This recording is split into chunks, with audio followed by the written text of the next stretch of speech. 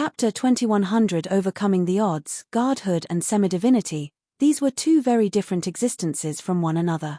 Even if one obtained the aura of divinity and successfully made a breakthrough, it would still take a considerable period of time to fully master the power of the gods. As such, he had thought that he stood a chance against Zhongxian even after he had successfully made a breakthrough. But this hopeful thought of his was swiftly ripped apart by the other party. There's nothing impossible about this. Zhongxian looked at Kongsha coldly. After achieving a breakthrough himself, he realized just how powerful the gods were. It was no wonder Kongsha was able to tear through space and freely traverse through it. In comparison, semi-divinities were truly weak. As long as he willed it, even if Zhao Ya and the others put their strength together, they would not be able to stop him for a single breath. "I don't believe it. I don't believe it." Kongsha cried out as he desperately channeled all his energy together and flung his fist at Zhongxian. He had been thinking of capturing Zhongxian alive and extracting the heaven's imperfections from him, but now that the latter had obtained the same strength as him, that was clearly no longer possible. At this point, it had all descended to a fight for survival. He knew that he had to find a way to kill Zhongxian, or else there was no way he would be walking out of there alive. So, he channeled all his strength in this single move. The space around the Hall of Gods was much stabler than that of the Azure, but it still collapsed under the full strength of a god. Zhongxian showed no signs of backing down at all.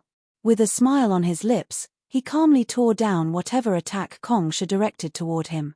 A few minutes later, Kongsha's body was frozen in place. A powerful force had sealed his movements completely. He had also been stripped of his Paragon Black Mirror and Evanescent boots, thus sealing off his escape route as well. After comprehending the pathos of heavens, not even Zhongxian's clone was a match for him. Even though Kongsha was not weak, he was only on par with his clone at the very most.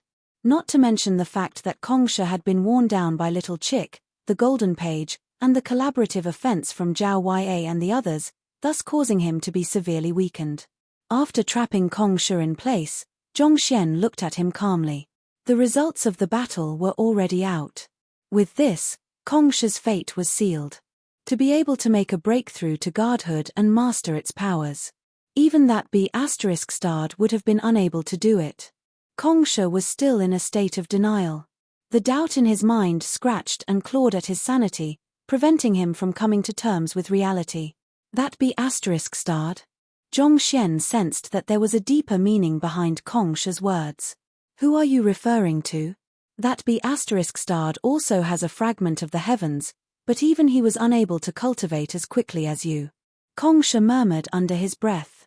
It seems like you have admitted to the fact that you aren't Kongsha, Zhongxian said with a smile. Should I address you as Kongsha's clone, or is there another name that you prefer?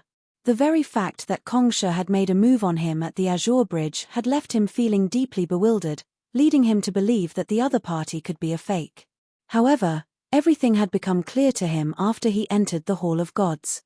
The fact that clones were not unable to enter the Hall of Gods and the fight with Kongsha, who was able to use Heaven's Path battle techniques and the ability of Heaven's Order. He would have to be a fool to have not figured out the truth after seeing all of that. Most likely, the person before him was Kongsha's clone. There was only a single fragment of the heavens. Even though Zhongxian's clone shared the same soul as him, he could not practice the complete Heaven's Path divine art and Heaven's Path battle techniques. Probably due to that, the nature of their souls had begun to diverge. Their thoughts were no longer completely in sync, and they could even chat with one another as if they were two different entities. Since that was the case for Zhongxian, it was likely the same for Kongsha. The clone before him appeared to be a manifestation of the ill will within Kongsha's soul. It was driven by negative emotions, and perhaps it was out of jealousy of the real Kongsha that it was so desperate to obtain a fragment of the heavens. As they shared the same origin, the clone viewed itself as Kongsha, and it seemed to take pride in its identity. Humph. We are the same person. So why is it that he is the only one who possesses the Heaven's Order and can cultivate faster than anyone else? Why is he the only one who enjoys such honor and prestige, such that the whole world looks up to him as the world's teacher? Why is it that I am forced to hide in a place where the sun doesn't shine, sealed off for several thousand years? Kongsha's clone spat with gritted teeth. Don't you already have an answer to that in the depths of your heart? Zhongxian pointed it out coldly. From the looks of it, it appeared that the other party was indeed the ill will that Kong Shi had severed from his soul. The reason Kong Shi was respected as the world's teacher was not because of his overwhelming strength or capabilities but the benevolence and magnanimity he had displayed. In contrast, Kong Shi's clone was someone who would resort to any means in order to acquire what he wanted. How could someone like that earn the respect of others? If only I had killed you and everyone else who has betrayed me, I would have been able to maintain my impeccable image and remain as the figure whom everyone respects. Kong Shi's clone bared his teeth indignantly. You still don't understand, do you? Zhongxian shook his head. You can conquer the world and force everyone to submit to you through sheer force, but as time goes by, the negative emotions of the people you have suppressed will grow more and more powerful. It'll eventually blow up on you and reduce you to smithereens. Authority and dominance could grant one power, but it could also turn people against one. It was impossible to seal off the mouth of the people, let alone attempt to conquer their spirit. A thought suddenly popped up in Zhongxian's head. Even a person as powerful as Kong Shi ended up with such an evil clone, but what about my clone? He had spent quite some time with his clone. While the latter was a braggart and a show-off, it had never displayed any envy or ill will. Given so, why would Kong Shi's clone end up like that? Perhaps it's the work of inner demons. Due to the library of Heaven's path, the cultivation techniques that I practice are flawless, so I am unaffected by inner demons. The cultivation techniques that Kong Shi practices are likely to be perfect as well due to the Heaven's order, which defines the very laws of the world. But in truth, that's also its greatest flaw. Heaven's order allowed one to dictate the laws of the world, forcing all existences to conform to one's will. As powerful as that ability seemed, the act of altering long-established laws of the world would shake the stability of the world, thus causing the order of the world to waver. This contradiction in Kong Shi's beliefs would make him highly vulnerable to inner demons. As a result, Kong Shi's clone was born out of his negative emotions. His clone dared not to move recklessly in Kong Shi's presence. However, once the latter left the azure for the firmament, his clone swiftly realized that it was the strongest existence, possessing the greatest authority in the azure. The sudden possession of power unleashed all the negative emotions within his clone's soul. If Kong Shi has severed the negative emotions in his soul to his clone, what did I sever from my soul to my clone then? Zhongxian could not help wondering. Compassion and malevolence were dictated by just the difference of a single thought. The act of severing one's soul and creating a clone was no different from giving away a part of one's personality. From such a perspective, it stood to reason that a clone would have a contrasting personality from the main body. Kong Shi had given away his malicious intentions all to his clone, leaving him with the benevolence and magnanimity that the world knew him for. If so, what did he give away to his clone? From the looks of it, other than its compulsive desire to brag and show off, it did not seem to have too many bad habits. I guess I severed my bragging personality to my clone. That's why I became much humbler and more low profile after my clone came to be. Zhongxian nodded in realization. That would explain the huge contrast between him and his clone. He had never really thought too deeply into the implications of severing his soul to create a clone, so this matter really got him thinking. Well, it was undeniable that he had the urge to brag every now and then, but the virtue of humility was imprinted in his very bones. That was the trait that he could strike his chest proudly for. Ha ha ha, the world only listens the words of the winner. Now that you have one, whatever you say becomes the truth. Knowing that it was meaningless to debate about such matters with Zhongxian, Kong Shi's clone looked at the young man intently and said, I still don't get it. How were you able to achieve a breakthrough so quickly? Wait a moment. A thought suddenly surfaced in the mind of Kong Shi's clone, and his eyes widened. You have the Great Codex of Autumn? Using the Heaven's Order's jurisdiction over space-time, the real Kong Shi had created a unique artifact known as the Great Codex of Spring and Autumn. If one attempted to strictly categorize it in terms of tier, it would not even be considered a high immortal tier artifact. However, just like the Paragon Black Mirror and the Evanescent Boots, it possessed unique abilities. However, through the eyes that he had left on the Master Teacher continent, He was aware that the great codex of spring and autumn had been taken away by a god who went by the name of Luo Ruoxin. How could it be in Zhongxian's hands? If he had known that the other party was in possession of the great codex of spring and autumn, he never would have let his guard down. Perhaps, at the very instant that Zhongxian took in the aura of divinity, he would have already used his greatest strength to kill him. You're right. It's indeed the great codex of spring and autumn, Zhongxian replied. The flow of time in the great codex of spring and autumn is fixed at 10 times that of the master-teacher continent, which equates to 100th in the azure. I see. The face of Kong Shi's clone paled as he finally understood the reason behind his loss. Assuming that Zhongxian shared the same talent as the real Kong Shi, he would take 24 hours, 1,440 minutes, or 86,400 seconds. If he cultivated in the azure, with the 100-fold multiplier of the great codex of spring and autumn, he only needed 14 minutes in order to make a breakthrough. That was indubitably amazing, but it still was not enough given the situation back then. For that reason, Zhongxian had chosen to teleport over to the Ethereal Hall headquarters. At the Ethereal Hall headquarters, the flow of time was 10 times that of the azure. Given that the flow of time in the great codex of spring and autumn was fixed, it meant that time flowed 1,000 times faster. In other words, he would only need a single minute to make a breakthrough there. However, Zhongxian still did not think that it was fast enough yet. So, he had climbed all the way up the pillar to head to the Hall of Gods. The flow of time was even slower there, being at only 100th of the azure. As long as he passed that boundary, the flow of time in the great codex of spring and autumn would be 10,000 times that of his external environment. Therefore, of the 86,400 seconds he needed for a breakthrough, he would only need 8 seconds in the real world. It was for that reason that he had counted down from 10. 10 seconds might not have seemed like anything much, but it was sufficient for him to reach the level of the gods in the great codex of spring and autumn and even familiarize himself with his new power. Kong Shi's clone felt his guts turning green from regret. There were so many if-onlys in his mind that it was driving him insane. He attempted to struggle a little, but he was still unable to break free of Zhongxian's restraints. Eventually, he took a deep breath and exhaled deeply before saying, "Do whatever you want.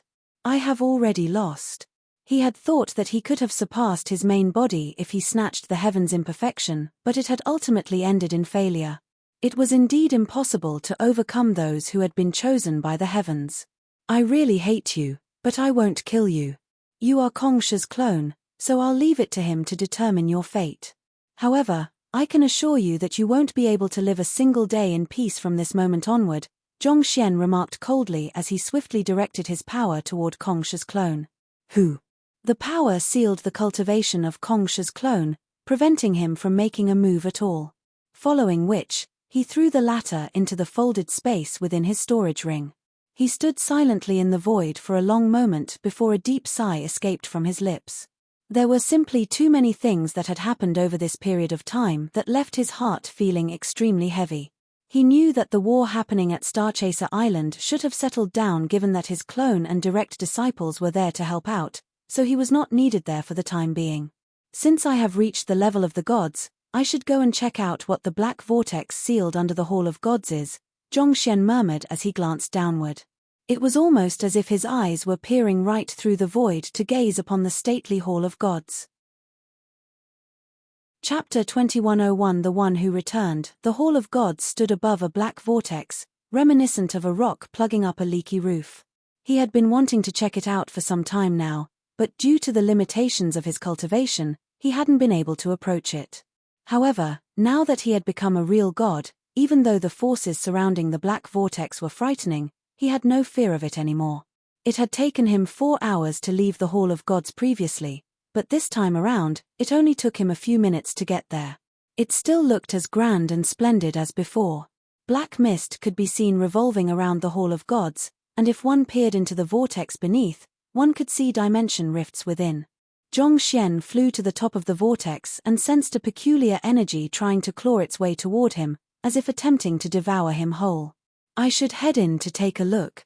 Wrapping himself with his newfound divine powers, he dived into the vortex. TZZZ. The spatial turbulence within the vortex struck him relentlessly with a force that even semi-divinity realm cultivators were unable to withstand. However, to the current Zhongxian, it was not sufficient to hurt him. At the eye of the vortex, he saw a pitch-black passageway that led to uncharted territories. But for some reason, he felt as if there was a utopia lying on the other side. He felt a desire to venture in to take a look. Could this be the entrance to the firmament? Zhongxian could not help but remember the spatial passageway leading to the azure from the Kungsu domain. From the 100 schools of philosophers to the formation and the ancient sage corpse, traces of Kongsha could be seen in it. The same went for the passageway right before him. The Hall of Gods above was guarded by Kongsha's will, and the first bundle of aura of divinity that he had received was from Kongsha as well. After his will replaced Kongsha's to guard the Hall of Gods, he became cognizant of the rules governing the Hall of Gods. As long as someone could defeat his will, he would be able to obtain a bundle of aura of divinity too. The only issue with that was that his will was simply too strong. There was no way Zhao Ya and the others would be a match for him, or else he would have long brought them over to harvest a bundle. I should head back and wrap everything up before exploring this area once more. He turned around and flew out of the vortex. Zhao Ya, Han Zhenqiu, and the others would likely be dying of worry after seeing Kongsha chasing right after him. At the very least, he should return to take a look. He flew across the boundary once more, and before long, he was already back at the ethereal hall headquarters. With a thought, he lowered his aura to the level of a semi-divinity realm cultivator. Based on what he knew, there would be a cultivation ordeal after reaching the level of the gods. If he disguised his cultivation, he might be able to push it back a little. After he was done, he tore apart the space ahead of him and stepped into the dimension rift. When he finally appeared once more, he was already standing right above the heaven-anchoring boulder. He swiftly confirmed his direction before tearing apart the space ahead of him once more, and this time, he arrived at the area right above Starchaser Palace. Seeing that a cultivation ordeal had not fallen on him yet, he heaved a sigh of relief before quickly assessing the surroundings. The war against the Ethereal Hall, Black Mirror Citadel, and Evanescent Immortal Sect had already ended, leaving behind many corpses on the ground. "Teacher, you're back." Sensing Zhongxian's aura, Zhao Ya and the others immediately rushed over in agitation. Even though they looked a little unkempt, fortunately, it did not seem like any of them were severely injured. Heaving a sigh of relief, Zhongxian asked, "How did the battle go?" "We have captured Citadel Lord Bai and Sect Leader Gu of the Black Mirror Citadel and Evanescent Immortal Sect respectively. The others have also surrendered. With their top powers taken down, those two sects are pretty much goners. As for the Ethereal Hall, we managed to capture everyone as well," Zhao Ya explained. After Hall Master Kong left the battlefield to pursue Zhongxian, the alliance among the three powers had swiftly collapsed into a pile of scattered sand. Zhao Ya and the others had reached the semi-divinity realm, and all of them were wielding semi-divinity artifacts. Even though the enemies had a lot of experts in their ranks, they did not stand a chance against Zhao Ya and the others. Furthermore, the 100,000 true immortals joined the fray, thus resulting in a completely one-sided battle. It was a complete wipeout for the enemy. All those who were still alive had surrendered. "It's good that everything has been settled." Zhongxian nodded. With Zhao Ya and the others joining in the fray, they had been able to easily curb the enemy semi-divinity realm experts. Once the top experts had been taken care of, the rest would be a walk in the park. The casualties at the starting phase of the battle were high, but they swiftly reduced after Zhao Ya and the others joined the battle as well. As such, the damage suffered by the four sects and the aquatic creatures was not too great. "Did you manage to collect Little Chick's ashes?" "Where are they?" Zhongxian asked. Little Chick had died for his sake. If not for it sacrificing itself to block Kongsha, there was no way he would have managed to cleanse the aura of divinity in time and successfully make a breakthrough. "We did manage to collect them, but..." Knowing the feelings their teacher had for his tamed beast, Zhao Ya and the others had immediately gathered the ashes of Little Chick as soon as the battle ended. "But..." Zhongxian frowned. "Even as we gathered the ashes together, they continued to burn with fervor," Zhao Ya said with a bitter smile as she pointed at the ash pile. Zhong Xian quickly turned his head and saw a bundle of golden flames burning ceaselessly. It was the very same location where Little Chick had been killed and razed to ashes by Kong Shi's clone. Perplexed, he quickly made his way over to take a closer look at the bundle of golden flames. Slowly, a frown formed on his forehead. The golden flames right before his eyes were not too strong, but he could clearly sense life being nurtured within them. What does this mean? Is Little Chick still alive? Zhong Xian was stunned. The little yellow chick had been sliced into dozens of pieces by a sword before being burned to ashes. Even a real god would have died after sustaining such damage. So, how could he still sense the presence of life within the golden flames? Who? While Zhong Xian was still staring at the golden flames with narrowed eyes, an altar suddenly materialized right beneath them. It was the one that he and Wu Chen had brought over from the master-teacher continent. TZZZZZZ. A black aura seeped out of the altar and surged right into the golden flames. Xiong xiong. The golden flames flared up in response to the black aura. From the size of a football, it grew to roughly the height of a man before abruptly expanding into a fiery ball of over 10 meters in diameter.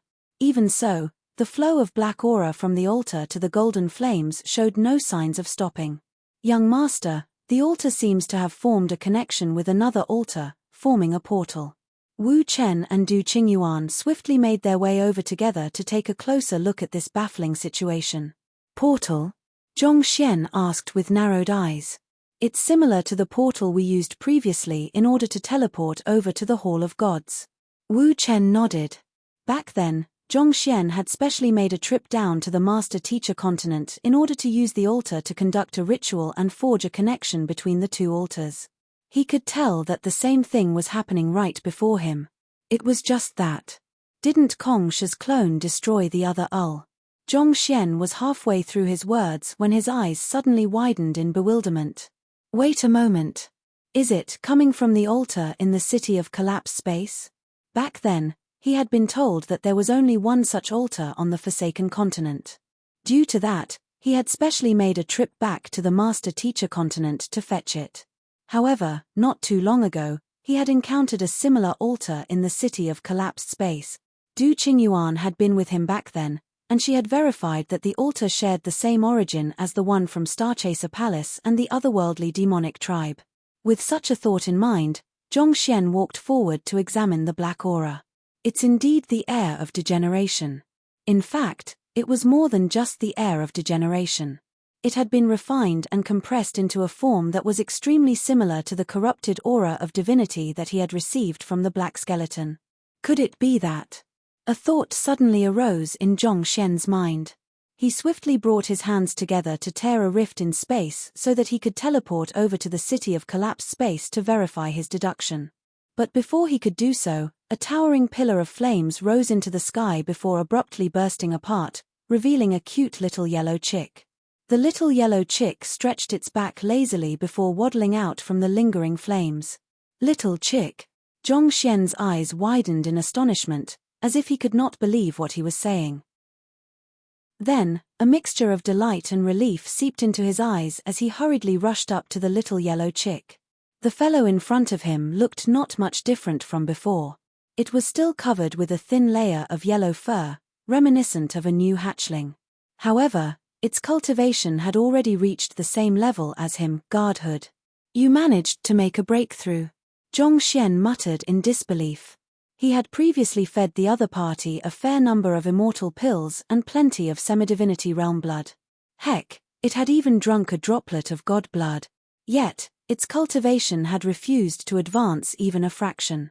It was one thing for it to survive Kong Shi's assault, but how did its cultivation manage to shoot up 2 realms simultaneously and reach the level of the gods? Suddenly, Zhong Xian felt a little indignant inside. It was through his efforts and talent that he was able to raise his cultivation so quickly. On the other hand, the fellow in front of him only ever put all sorts of weird things into its mouth, but it was still able to improve almost as quickly as he. He felt like a diligent student who always studied for all his tests, but somehow, the friend who squandered his time playing games always managed to score better grades than him. Of course, Little Chick flapped its wings as it tilted its chin upward smugly. Did you manage to recover your memory? Zhongxian asked. Not yet. Little Chick replied with the same smugness. Zhongxian felt an urge to berate Little Chick for its unjustified smugness, but as he watched the little yellow fellow waddling around the area energetically, he eventually exhaled deeply with a helpless smile on his face before saying, "Forget it. Your memory will eventually come back to you. You can take your time for that." He was only glad that the latter was still alive. That being said, he still felt a little cheated of his feelings. It was as if he had gotten agitated over nothing. Not to mention, the little fellow had managed to become a god as a result of this incident. Was this what they meant by rising from the ashes? Thinking about it, it was a little surprising that Little Chick had survived the ordeal. He doubted that his clone could have survived if the latter had been in the same position. The aura of divinity is a necessity to reach the level of the gods. The black aura that Little Chick took in earlier seems to be the same as what the black skeleton gave me. Zhongxian fell into deep thought. Chances were that Little Chick had used the corrupted aura of divinity in order to reach his current state. But that too presented a doubt. The corrupted aura of divinity harnessed such pure air of degeneration that even gods would face great trouble if they absorbed it into their bodies. That was why he had used it as one of his cards to curb Kongsha's clone, and it had ended up playing a vital role in the battle. Even he had needed to use the will of 100,000 true immortals to cleanse the air of degeneration from the corrupted aura of divinity before he was able to assimilate it into his body. Yet, Little Chick just absorbed it directly. Speaking of which, Little Chick's bathwater has the effect of dispelling the corrosion of the air of degeneration. Zhongxian swiftly came up with a deduction. Does this mean that the air of degeneration has no effect on it at all, such that it can even be considered a tonic to it? That would also explain why it wanted to eat the black skeleton back then. When they paid a visit to the city of collapsed space, Little Chick had cried that it was hungry and asked if it could eat the black skeleton. However, in view of the tremendous strength of the black skeleton, he did not allow it to act audaciously. But thinking back, Little Chick had never really eaten anything that it did not need before. Could it be that it wielded the power to curb the black skeleton and the air of degeneration around it? Well, it seemed like its true form was not just any ordinary cock. There was a chance that it might really be an extraordinarily powerful legendary beast. It was just a pity that it had lost its memory. Otherwise, he could have found a way to help it regain its strength swiftly, and he would have had someone to rely on when he headed over to the firmament. Perhaps this was for the best. If others realized that he was backed by a chick or a cock, it would not do his image any good. While Zhongxian was still deep in thought, Little Chick suddenly waddled over and spoke to him furtively. "Master, I think I found the way for me to advance my cultivation." "Oh!" Zhongxian's eyes lit up. "Tell me more."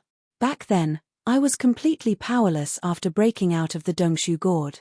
However, after being nearly burned to death by the nine-headed fiery phoenix, my cultivation rose all the way up to the heavenly high immortal realm. This time, I was also burned to a crisp, and my cultivation rose again. So, I was thinking that perhaps the trigger to raise my cultivation lies in being roasted." Little Chick said. "This?" Zhongxian contemplated for a moment before nodding. "It does seem that way. Shall we give it a try?" Chapter 2102 God Ordeal. Tracing back the history of Little Chick's breakthroughs, in both cases, it was nearly burned to crisp before it managed to make its breakthrough. They did try experimenting with flames once and it turned out to be ineffective, but back then, they had stopped before Little Chick could be scorched black. Could Little Chick's improvement really have something to do with the flames? "Come." Little Chick nodded as it looked at Zhongxian in determination. It also desired to swiftly raise its strength so that it could regain its memories. Zhongxian pondered for a moment before saying, "Your cultivation has already reached the level of the gods, so it's unlikely that there are any flames on the azure which could affect you. I'll try summoning my cultivation ordeal now, and you can try and see how it is." There was no force in the world that could possibly be stronger than the divine retribution from the heavens. Zhongxian's original intention was to conceal his breakthrough from the heavens till he got to the firmament to avoid trouble, but since Little Chick needed it, he might as well just get it over and done with. It would be a good chance for him to reinforce his cultivation anyway. Thus, he swiftly released the seal he had placed on his cultivation, allowing his newfound divine energy to flow freely through his body. Boom! The sky immediately darkened. Lightning bolts, accompanied by pitch-black flames, began gathering at a ridiculous speed above him. This was the god ordeal. An ordeal for the gods was bound to harness terrifying might. Zhongxian felt the full hostility of the azure crushing down on him, attempting to smash him into bits. Zhao Yue and the others sensed danger as soon as the god ordeal began, and they had already fled thousands of li away to be safe. Even though they had reached heavenly semi-divinity realm, they knew that they could very well lose their life if they were to let their guard down around the god ordeal. It was not without reason that the Forsaken Continent revered anything that had the word God One within it. The dark clouds grew thicker and thicker, and it felt almost as if the sky was going to collapse from the weight and crush the human and little yellow chick standing beneath it. Looking at the overwhelming force gathered above him, Zhongxian was just about to make a move when the dark clouds above him suddenly began to billow. A sudden streak of lightning that harnessed the might of the dark heavenly flames bolted down and struck Little Chick squarely. Tzzzzzzzz. This zap caused the little yellow chick's yellow fur to turn completely black, and a slight aroma began drifting in the area. Witnessing this sight, Zhongxian's eyebrows shot up in bewilderment. Why would the cultivation ordeal he summoned strike the little yellow chick instead of him? The heck? Little Chick was also completely flabbergasted by the abrupt situation too. It raised its head to glare at the heavens in fury, but before it could finish cursing, "Catcher! Catcher!" Another few more streaks of lightning fell on its head, and the scent of the aroma deepened. This time, even Little Chick's beak had been scorched black. Wow! Will that fellow who has survived the assault of Kongsha's clone really end up being zapped to death by the cultivation ordeal? As the aroma in the air deepened, Zhongxian suddenly felt deeply regretful that he hadn't brought any seasoning in his storage ring. With a deep sigh, he rushed over to where Little Chick was and stood right between it and the dark clouds, intending to protect it from the cultivation ordeal. "Since I was the one who summoned you, why don't you come after me instead?" Zhongxian roared as he wrapped his divine energy around his body to reinforce his defenses. With a grim look on his face, he was prepared to withstand the might of the lightning strikes. Catcher! Catcher! Catcher! A series of lightning bolts fell at this moment. Zhongxian swiftly channeled his sword qi to fend against the might of the lightning bolts, but even as several seconds passed after the thunderous rumbling, nothing was striking down on him at all. Bewildered, he lowered his head, only to see the lightning bolts making a huge detour just to circumvent him and strike down on Little Chick, causing smoke to rise from the top of its head. Ah! A cry of despair, together with puffs of black smoke, escaped from Little Chick's mouth. "Freak! Are you here to help me or to sabotage me? Even when I was standing here alone, the force of the lightning bolts hadn't been so strong. This is weird. However, there's no need to worry. Since this is my cultivation ordeal, there should be a way to deal with it." Zhongxian was also feeling a little flustered by the bizarre happenings. Why would the cultivation ordeal he summoned choose to target Little Chick instead of him? This didn't make sense at all. Gathering his energy at the tip of his finger, Zhongxian sent a burst of sword qi right toward the dark clouds. Since the cultivation ordeal refused to attack him, he would just have to be the one taking on the active role then. Who? The dark clouds dissipated right in the face of the sword qi, but the attack went through so easily that it felt almost as if the dark clouds were evading his attack instead. For some reason, despite the frightening prowess of the god ordeal, it seemed to be terribly afraid of him. Catcher! Catcher! Catcher! Catcher! Yet another flurry of lightning bolts descended from the heavens, causing the innocent little yellow chick to convulse under the electrocution. It was shaking so hard that its fur was scattering all around the place. If one were to look carefully, one would be able to see tears of sorrow brimming at the edge of its beady eyes. "Just what did I do to offend you? Why are you coming after me as if I was your sworn enemy? You still won't come after me, huh? Let's see how you deal with this then." Seeing that this plan still wasn't working out, Zhongxian dashed right toward the sky, planning to pit his life against the dark clouds. But before he could even get far, a tiny, trembling wing grabbed the corners of his robe tightly and pulled him down. "Don't.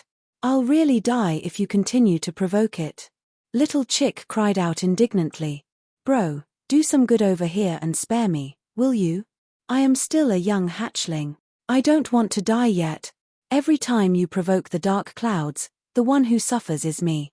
You can do whatever you want without facing any consequences, but can't you see that I'm already around medium done? I am already starting to wonder whether I should start sprinkling cumin over myself." Seeing the nearly roasted hatchling pleading so desperately with him, Zhongxian scratched his head awkwardly. In the end, he could only back down as he said, "Yeah, you should probably deal with it yourself." Then, he quickly retreated from the area. Boom, boom, boom, boom. A furious onslaught of lightning bolts descended right after, electrocuting the little yellow chick to the point where its head was literally spinning around. Despaired, it turned to Zhongxian and cried, "Don't go. Help me block the lightning, will you?" Zhongxian. In the end, Little Chick had to face 36 lightning bolts before the cultivation ordeal finally dissipated.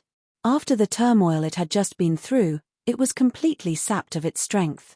"I'll be heading back in to rest."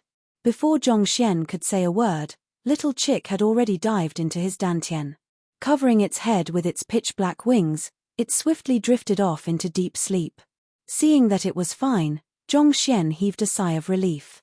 Then, he pointed to the dissipating dark clouds in the sky and bellowed, "You, come over here." Who?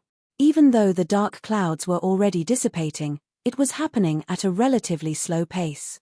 However, as soon as it heard Zhongxian's bellow, it immediately bolted away as swiftly as it arrived, clearing up the sky in a heartbeat. Zhongxian clutched his hair in frenzy. Wasn't the god ordeal a major tribulation all cultivators would have to face upon reaching godhood?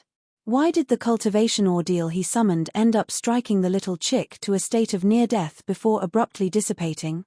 Does this have something to do with my pathos of heavens? Zhongxian wondered.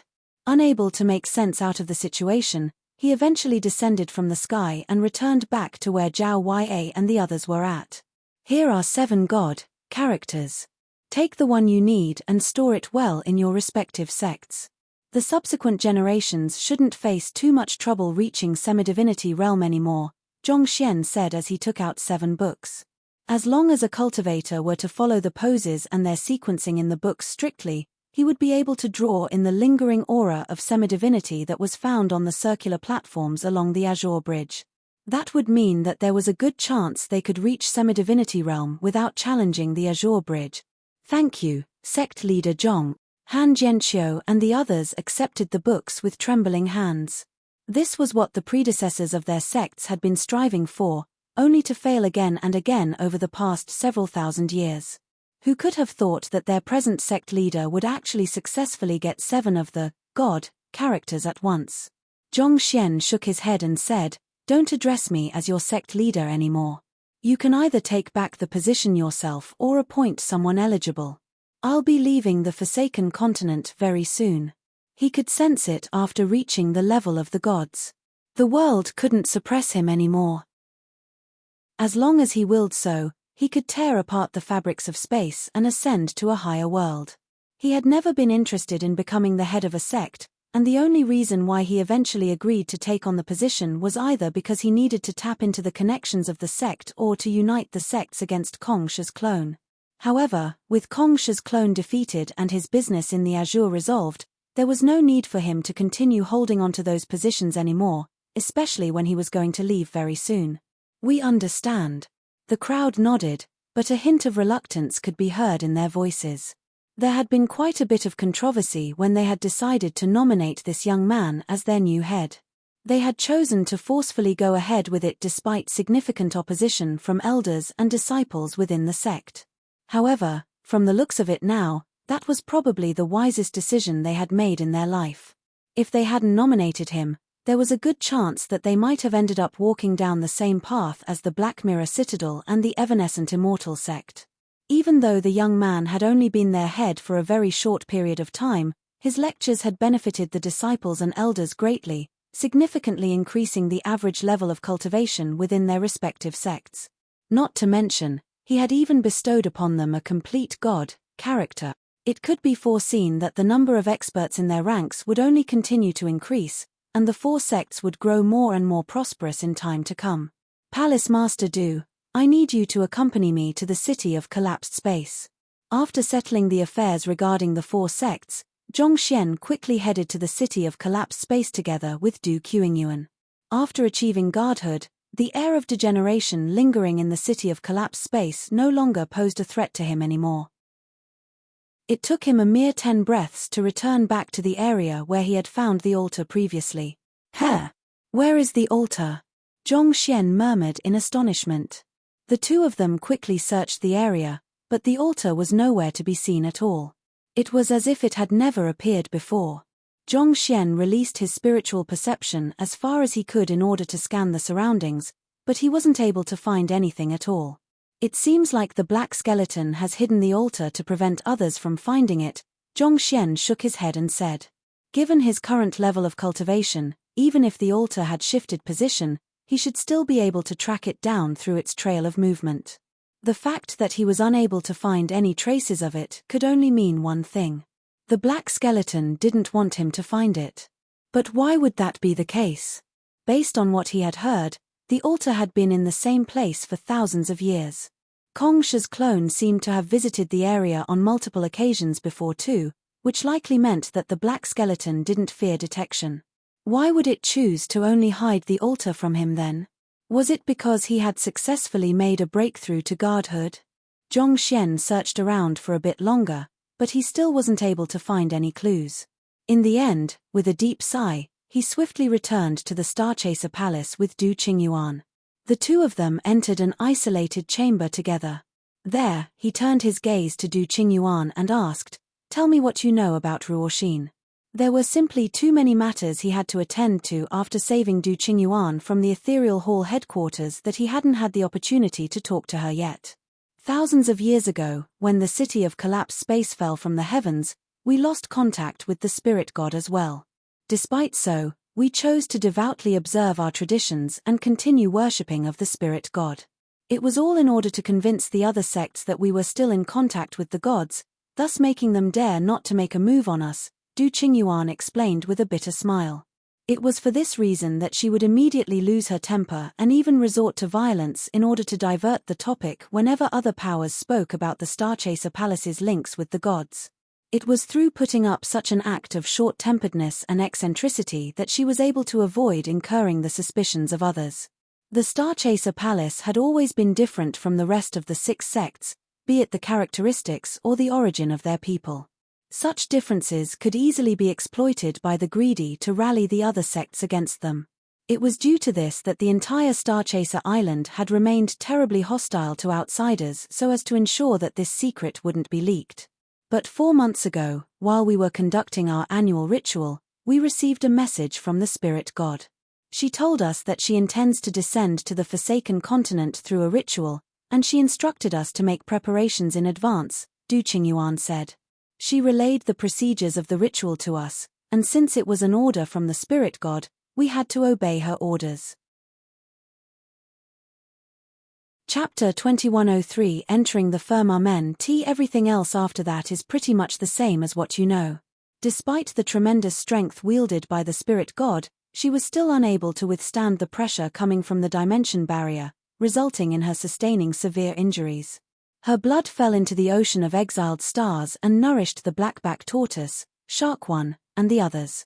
At the same time, I gave a droplet of her blood to Wu Chen and Jiang Yao, allowing them to reach the semi-divinity realm too, Du Qingyuan said.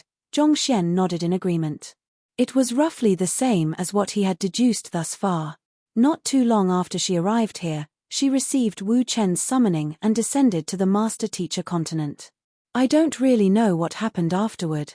However, one thing that is certain is that she has already returned to the firmament. She didn't stop too long in the azure, simply instructing me to take care of you before rushing right back to the firmament. Then, did she mention where she is in the firmament? This was also what Zhongxian was the most concerned about. Du Qingyuan shook her head and replied, I'm afraid that she hasn't mentioned anything along those lines to me. However, as the spirit god, I reckon that she should be in Spirit God Palace, which is also the place I told you about previously. She told me to tell you that the two of you will eventually meet if she survives the ordeal. If things don't go as planned, there's no need for you to grieve too much over her. Survive the ordeal? Zhong Xian's eyes widened in horror. Did she mention what she is facing? The fact that Luo Ruoxin was able to tear apart the dimension barriers and enter the firmament directly bore testimony to her immense strength. There was no doubt that she was far stronger than even the current him. Yet, such pessimistic words came out of her mouth despite her strength. Did she encounter some sort of problem that she was unable to resolve? The spirit god didn't mention the details, so I don't really know much about the matter. However, based on what she said, it appears to be a life-and-death duel with another individual, Du Qingyuan replied grimly. As a subordinate, all she had to do was obey the spirit god's orders. She would be overstepping her bounds if she tried to pry into the private affairs of the spirit god. Zhong Xian asked a few more questions, but from the looks of it, it did not seem like Du Qingyuan knew much about Luo Ruoxin's affairs. In the end, he could only shake his head helplessly. Zhongshe, what do you plan to do next? Du Qingyuan asked. From the looks of it, I think I'll have to make a trip to the firmament, Zhong Xian said with a wry smile. It had been quite some time since he parted from Luo Ruoxin, but just the knowledge that she was in danger left his heart beating in anxiety. Had it been before he encountered the tombstone of the undying monarch, he would have thought that gods were immortal and eternal. However, it was apparent to him that he was gravely mistaken. Even those who had wielded powers as great as the gods did not have the ability to govern their own fate. Du Qingyuan had expected Zhong Xian to make such a decision, so she simply nodded quietly. After obtaining the answers that he wanted from Du Qingyuan, Zhong Xian quickly gathered Zhao Yue and the others and informed them of his decision. Teacher, we wish to go with you. Zhao Yue stepped forward with a firm look in her eyes. I want to head to the firmament together with you. Wei Ruyan nodded, her voice devoid of any hesitation. Teacher, we wish to follow you. We hope that you won't throw us behind as you did previously. Zheng Yang and the others nodded in agreement. Facing his determined students, Zhong Xian felt a headache. He looked at them grimly and said, I don't know what the current situation in the firmament is, and there's a good chance that we might face grave danger there. We might even be torn apart by the spatial turbulence before reaching there. Are you certain that you want to follow me despite that? Back then, Zhong Xian had faced a spatial turbulence and sustained severe injuries while making his way from the master-teacher continent to the Azure. If he was not so lucky as to have been saved by the kind-hearted Dan Xiaotian, it was hard to imagine what could have happened to him. As a teacher, he felt responsible for his students' safety, so he was reluctant to involve them in situations of unknown danger. We aren't afraid. Zhao Yue replied determinedly. Teacher, even if you don't bring us along with you, we'll still eventually find a way to get to the firmament ourselves. It makes no difference at all. Zhao Yue's words echoed the will of the other direct disciples. Even though the others were not saying a word at all, their gazes conveyed their intentions. Seeing this, Zhong Xian fell silent. If he could have his way, he would definitely leave Zhao Yue and the others behind. At the very least, he would want to be able to ensure the safety of his direct disciples before bringing them along with him. The situation in the Azure was a perfect example. Kong Shi's clone had actually planted his subordinates at the entrance of the spatial passageway, ready to capture him as soon as he arrived. If not for the real Kong Shi discreetly leaving a hand in the spatial passageway, he could have died long ago. However, he could also tell that his direct disciples had no intention of letting this matter rest so easily. If he left them behind, his direct disciples would surely find a way to enter the firmament themselves. That could potentially put them in greater danger. The answer was clear. Let's head to the firmament together then. Zhong Xian nodded. We might meet fearsome adversaries in the firmament, but so what? I believe that we'll surely be able to overcome any problems that stand in our way. Thank you, teacher. Zhao Yue and the others bowed deeply in agitation. Shortly after they ended the discussion, an elder walked into the room and reported, Sect leader Zhong, there are 2 people standing outside who claim to be your parent. My parents? Zhong Xian was taken aback. He quickly headed out of the room, and there, he saw Sword Saint Xing and Sword Saint Meng in the courtyard. "What brought you two here?" Zhongxian asked with a hint of surprise and joy in his voice. The last time he had met them was on the master-teacher continent. However, as he had been about to have a showdown with Kongshe and had not been absolutely confident of victory, he had chosen not to take the two of them along with him. Who could have thought that they would have come over through the spatial passageway of their own accord, just as Sun Qiong did? "Xiena, we'll follow you wherever you go. We have been separated for 20 years, and I don't want to miss any more time with you." Sword Saint Meng walked forward and hugged Zhongxian. Wrapped within Sword Saint Meng's tight embrace, Zhongxian found himself at a loss for words. He did not know what the right way for him to respond to her emotions was. At the same time, he realized that he had not thought through the consequences of his decision. The difference in the flow of time between the firmament and the azure was 1:100, a very significant difference. He had no idea how long he would be in the firmament for, but if he spent just 10 years there, it would translate to 1,000 years in the azure. By then, his parents would have already returned to the earth. His parents had spent 20 years looking for him, and they had spent barely a few days together with one another in total. He would have to be the most unfilial son in the world to abandon his parents just like that. "Let's go to the firmament together then." Zhongxian nodded in agreement. "However, you'll need to raise your cultivation first." There was nothing to hesitate about since he had already come to a decision. So, he immediately got to action. With a flick of his wrist, he brought out the sealed Kongshe's clone. "What are you planning to do?" Not expecting to be let out so suddenly, Kongshe's clone had a premonition that something bad was going to happen to him. "Weren't you thinking of ways to steal my library of Heaven's Path this whole time? You know, the more I thought about the matter, the more I feel that it wasn't fair for me to let things rest just like that. So, it's about time for you to return the favor," Zhongxian said with a sinister smile on his face as his hands slowly reached out toward Kongshe's clone. A few moments later, a powerful sphere of energy was revolving on top of Zhongxian's palm. With a flick of his finger, it diverged into two portions, each of them surging into Sword Saint Xing and Sword Saint Meng's body respectively. Zhongxian had also made sure to infuse his divine energy into the sphere of energy in order to protect them from harm. Hong Long. In the blink of an eye, their cultivation began surging forth from ancient sage For Dan. 3 days later, they had already reached the heavenly semi-divinity realm, just like Zhao Ya and the others.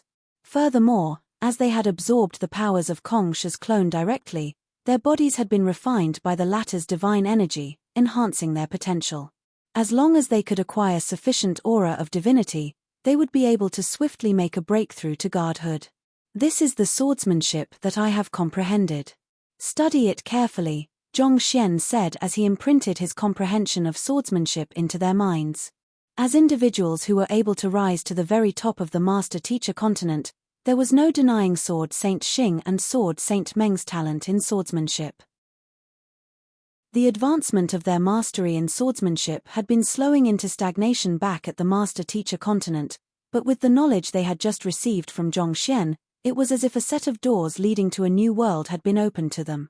They trembled excitedly as they swiftly assimilated Zhongxian's comprehension of swordsmanship, leading to an exponential growth in their fighting prowess. "Young master, can you bring me with you? I will put my heart and soul into cultivating this time around. Look, I have already reached the true immortal realm. Even though I haven't managed to reach the high immortal realm yet, I am not too far away from it," Sun Qiong said meekly from the side. He had thought that he would be able to stay by Zhongxian's side and live the adventurous life of showing off and bragging that he desired, but who could have known that the latter would be leaving for the firmament so quickly? This time, he was determined to clutch onto this opportunity. He was not going to be the only one who was left behind. "Fine," Zhongxian replied without too much hesitation. Sun Qiong might be unreliable at times, but there was no doubt that he was a highly competent butler. He was much more useful than Cao Chengli, and he had also taken good care of Zhao Ya and his parents in the past. Since he had already chosen to take the others with him, there was no reason for him to exclude only Sun Qiong. He took out the corpse of a semi-divinity realm cultivator, extracted the power from within, and passed it over to Sun Qiong. At the same time, he made sure to prepare plenty of premier immortal pills and all sort of treasures in order to ensure that Sun Qiong did not lack cultivation resources. As a result, it did not take too long for Sun Qiong to raise his cultivation all the way up to the heavenly semi-divinity realm. With everyone ready to set off, Zhongxian bade Han Zhenqiu, Kue Xiao, Du Qingyuan, and the others farewell before placing everyone else into his folded space. With a spatial leap, he was already standing right at the top of the heaven-anchoring boulder. Then, he began ascending the azure bridge, and it did not take him long to arrive before the Hall of Gods. The black vortex beneath the Hall of Gods was still revolving slowly with a furious gale raging all around. It was a sight that would leave any rational man halting in his footsteps. Driving his divine energy, Zhongxian swiftly formed a tight net around his storage ring through a heart of intertwined threads, ensuring that there was nothing that could hurt it at all. Having reached the level of the gods, he was confident that he would be able to deal with most dangers that came his way. The only thing he was afraid of was the safety of the others in the folded space. Just as Zhongxian was about to step into the vortex, a voice sounded in his ear. "There's no need to go through so much trouble. I can just swallow the storage ring and hide inside your dantian. Even if there is danger, you need not worry about the safety of the storage ring unless you encounter something that even you are unable to overcome." Zhongxian's eyes lit up as he asked, "You're awake?" The one who was talking to him was none other than Little Chick, who had nearly been roasted while facing the god ordeal. He did not think that the latter would suddenly regain consciousness at a time like this. Scanning Little Chick with his spiritual perception, Zhongxian found that the little yellow chick's cultivation had only increased by one cultivation stage after the god ordeal. Nevertheless, it showed that there was some credence to their previous deduction that the latter could raise its cultivation through tempering via flames. "We'll do as you've said." Zhongxian nodded. The idea proposed by Little Chick would be much safer than him carrying the storage ring on his fingers. Even though it might not look like it, Little Chick was a being that had reached the level of the gods. In fact, in terms of the quantity of divine energy, it seemed to be above his. Who? With a peck, Little Chick quickly swallowed Zhongxian's storage ring before diving into his dantian to laze around. "Let's go then." Without any hesitation, Zhongxian made his way into the vortex right ahead of him. At the center of the vortex was a pitch-black passageway that seemed to lead on and on, reminiscent of an endless abyss. Space seemed to have broken down in this vortex, and there was a lot of spatial turbulence raging in the area. Even a semi-divinity realm cultivator would be swiftly reduced to dust in the face of the devastating force of nature. However, Zhongxian had already reached the level of the gods, and he had also comprehended a cultivation technique that surpassed the Heaven's Path divine art. It was not to say that he was having it easy, but it was still within his means to deal with. He continued ahead for 3 whole days, covering an unimaginable distance before some major spatial turbulence appeared before him. It was similar to what he had faced when he was traveling from the Master-Teacher continent to the Azure. Braving through the destructive spatial turbulence, he immediately felt the world spinning swiftly around him. It was such a powerful force of disorientation that he had to cast a net of sword chi to protect himself. Right after, boundless destructive force bombarded his net of sword chi, threatening to tear him to shreds. Gritting his teeth, Zhongxian drove his divine energy to his limits as he leaped forth, disappearing from the spot. Chapter 2104. Such is the firmament, the firmament. A seemingly eternal existence which had been around since time immemorial. There were a few ancient gods who had stood at the very peak of the firmament since anyone could remember, and their positions had been immovable. A blood-crimson setting sun accompanied with dagger-like winds that blew ferociously, a figure was walking slowly amidst a remote barren valley. All of a sudden, he halted his footsteps for a brief moment before swiftly bolting behind a nearby boulder.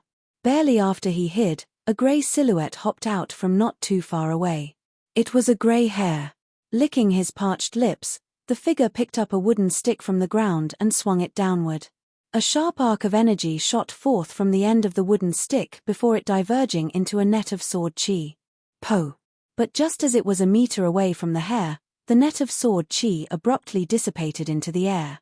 Seeing that his sword chi wasn't strong enough to take down the hare, the figure unhesitatingly tossed the wooden stick toward the wild hare, as though a released arrow. Su. However, the hare was guarded this time around. With a powerful hop, it leaped 6 meters away in an instant, leaving the wooden stick impaled on the ground where it was standing a moment ago. It turned around to look at the figure who had assaulted it with a mocking smile on its lips. Then, with a few hops, it disappeared from view. What a pity. The figure shook his head bitterly.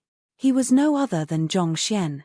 As the world's teacher of the master teacher continent and the most powerful man on the azure, he was actually unable to catch even a single hare after arriving at the firmament. Not only so, he was even mocked by the other party. If others were to learn of this matter, he would really die of embarrassment. As the situation would have it, this was indeed the current plight he was in. It seems like we have no choice but to eat wild grass today as well. Knowing that it would be hard for him to find another prey, Zhongxian shook his head helplessly. It had been half a month since he had arrived at the firmament. After passing through the spatial turbulence, he found himself standing in the valley. Unlike the last time when he ascended to the azure, he didn't lose consciousness this time around. Nevertheless, it didn't change the fact that he had taken massive damage from the journey. He had protected himself with the sword net formed via a heart of intertwined threads, but the spatial turbulence was so powerful that he was still nearly torn to shreds. If not for Luo Ruoxin's crimson pendant activating at the critical moment to protect him, he really might have lost his life. That being said, after he brought himself to a safe zone, he still lost consciousness for a short while due to the sheer severity of his injuries. The valley could be said to be filled with the ill will of nature. A strong wind kept blowing on and on without stop, and every so often, a downpour so heavy that it could smash even semi-divinity realm cultivators to death would occur without warning. And the worst of all, there was nearly no spiritual energy in the valley. As a result, it took half a month of recuperation for Zhongxian to suppress his injuries, and it was still a long time off before he could make a full recovery. Another thing that he noticed was that the immortal pills and the other treasures he had brought from the azure weren't too useful here, and even Little Chick's bathwater wasn't as effective anymore. This probably had something to do with the different atmosphere of the firmament. In any case, his heavy wounds prevented him from hunting, so he could only feed on wild grass. Fortunately, while the plants were awful to eat, they still harnessed a fixed amount of spiritual energy within them, supplying him with sufficient energy to fulfill his daily needs. While he termed them as wild grasses as they were indeed wild grasses and he couldn't think of any term more appropriate to call them, if these wild grasses were to be brought back to the azure, they would definitely be a cultivation resource that equaled top-notch medicinal herbs and premier immortal pills in terms of value. The difference between the two worlds was simply too massive. Just the 100-fold difference in the flow of time and stability in space was enough to highlight the differences between the two worlds. Despite being the strongest man in the azure, it was likely that he was no different from an ordinary human in the firmament. Such was the firmament. Not only am I unable to fly, I would get tired from walking too. In fact, I have started to feel hunger once more too.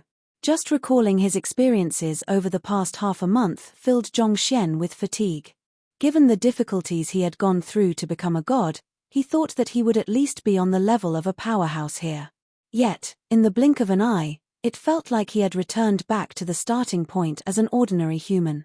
Walking for too long exhausted him, failing to eat starved him, running too quickly made him breathless, and staying up for too long made him drowsy. He hadn't felt so weak before, even when he was a trashy teacher back at Hongtian Academy. It was then that it dawned upon him that it was likely that he was at the lowest cultivation realm in the firmament. To put it bluntly, he might not even be a match for a rabbit in terms of raw strength. Take that wild rabbit he met yesterday as an example. After they brawled for a long time, not only did that darned rabbit scratch his hand, it even managed to get away in the end. It was the same for the rabbit he encountered earlier too. Gu. All of a sudden, Zhongxian felt his stomach rumbling. It seemed like he had spent too much energy thinking that it made him even hungrier. Forget it, I should continue looking around. Who knows, some fool of a rabbit might just run right into a tree and die. If so, I'll be able to have a feast of a dinner. Zhongxian licked his lips as he endured his fatigue and continued to trudge onward. After circling around a hill, he caught sight of something that made his eyes light up. A fruit tree. There was a fruit tree growing diagonally out of a crack in the hill. There were 8 greenish fruits sprouting from it. They were roughly the size of a baby's palm, and it didn't seem like they were ripe yet. Nevertheless, for someone who had been feeding on wild grass all this while, it was like encountering an oasis in the middle of a desert. Excited, he quickly plucked out of the fruits and smelled it. It had a refreshingly sour scent. He felt the pores of his body opening in delight. He quickly plucked out all of the fruits before bringing one to his mouth. However, before he could bite down on it, he changed his mind and placed the fruit down. Then, he gathered all of them together and wrapped them in a bag before making his way back. Forget it, their cultivation realms are lower than mine, so it must be even harder for them. He had already reached the level of the gods, but he still felt hungry swiftly after exerting himself a little. It felt like he was pushing the limits of his body every day. If that was the case for him, it was indubitably worse for Zhao Ya and the others, who were only at semi-divinity realm. Having only eaten grass over the past few days, they were becoming as skinny as bean sprouts. It wasn't easy for him to find fruits filled with spiritual energy, so naturally, he had to reserve them for them. Furious winds and sparse spiritual energy, I feel like I might have entered the wrong world. Zhongxian shook his head as he made his way back. He thought that the firmament would be a place suffused with the aura of divinity, such that anyone could absorb it freely and make breakthroughs swiftly. He thought that he and his disciples would be able to swiftly rise to the top and become indomitable existences. But reality came smacking down hard on him. Even survival was an issue for him right now. It felt like they would all die from starvation before they could even become indomitable existences. It was on the 7th day after reaching the firmament did he manage to heal up his injured body sufficiently to get Little Chick to let the others out. Barely after everyone was released, the folded space they were in previously finally caved in and collapsed under the pressure of the world. At the same time, all of the items they had stored within were reduced to dust. 7 consecutive days of starvation would have not been anything much for them on the Azure, but here on the firmament, it was enough to push them to the brink of death. They had to gobble down quite a few bowls of vegetable salad without the dressing before they were able to recover. As for Little Chick, it was hard to tell whether it hadn't fully recovered from its injuries or it simply hadn't adapted to the firmament's environment yet, but it continued to lie asleep in his dantian, showing no signs of waking up to date. Zhongxian was initially hoping to use Little Chick as a bait to lure some wild beasts over so that he could hunt them down and fulfill his meat cravings, but from the looks of it, it didn't seem like he could count on it anymore. While pondering upon such miscellaneous matters, Zhongxian soon arrived back to the cavern which he had used as their temporary living quarters. "Teacher." Zhao Ya swiftly walked up and greeted him. "Quick, come and take a rest. You are still injured, so you should take care of yourself better." As she spoke, she helped carry some of the supplies Zhongxian had brought back and placed them down neatly by one corner. "You should allow us to head out and gather food with you. We aren't injured, and we can share some of your burdens." They had been hiding inside Little Chick's stomach while Zhongxian was pushing his way through the spatial turbulence, so they didn't sustain any injuries. The incredible pressure from the firmament left them feeling as weak as little children, but foraging for fruits and grass or finding a way to lynch a weak beast should still be within their means. "That won't do," Zhongxian shook his head vehemently. "The valley out there is filled with divine beasts. Even the slightest mistake can easily cost your life. You should stay put for the time being and find a way to reach the same level as me first." "But," Zhao Ya protested anxiously, "they didn't think that it would end up like this. They had followed their teacher to the firmament in hopes that they would be able to share his burdens, but they ended up becoming his baggage instead. Are you not going to listen to me anymore?" Zhongxian frowned in displeasure. "I dare not to," Zhao Ya replied with a lowered head. "All right, let's not talk about this matter anymore. Take a look at what I have brought you this time around." Zhongxian smiled as he took out the fruits he was carrying close to him all this while. In an instant, the refreshing fragrance of fruits filled the cavern. "Are those fruits?" Yuan Dao and Sun Qiong's eyes lit up as saliva dripped from the edges of their lips. They had been eating wild grass over the last few days that they had already long gotten sick of it. As such, the appearance of these fruits was like a rain after a drought.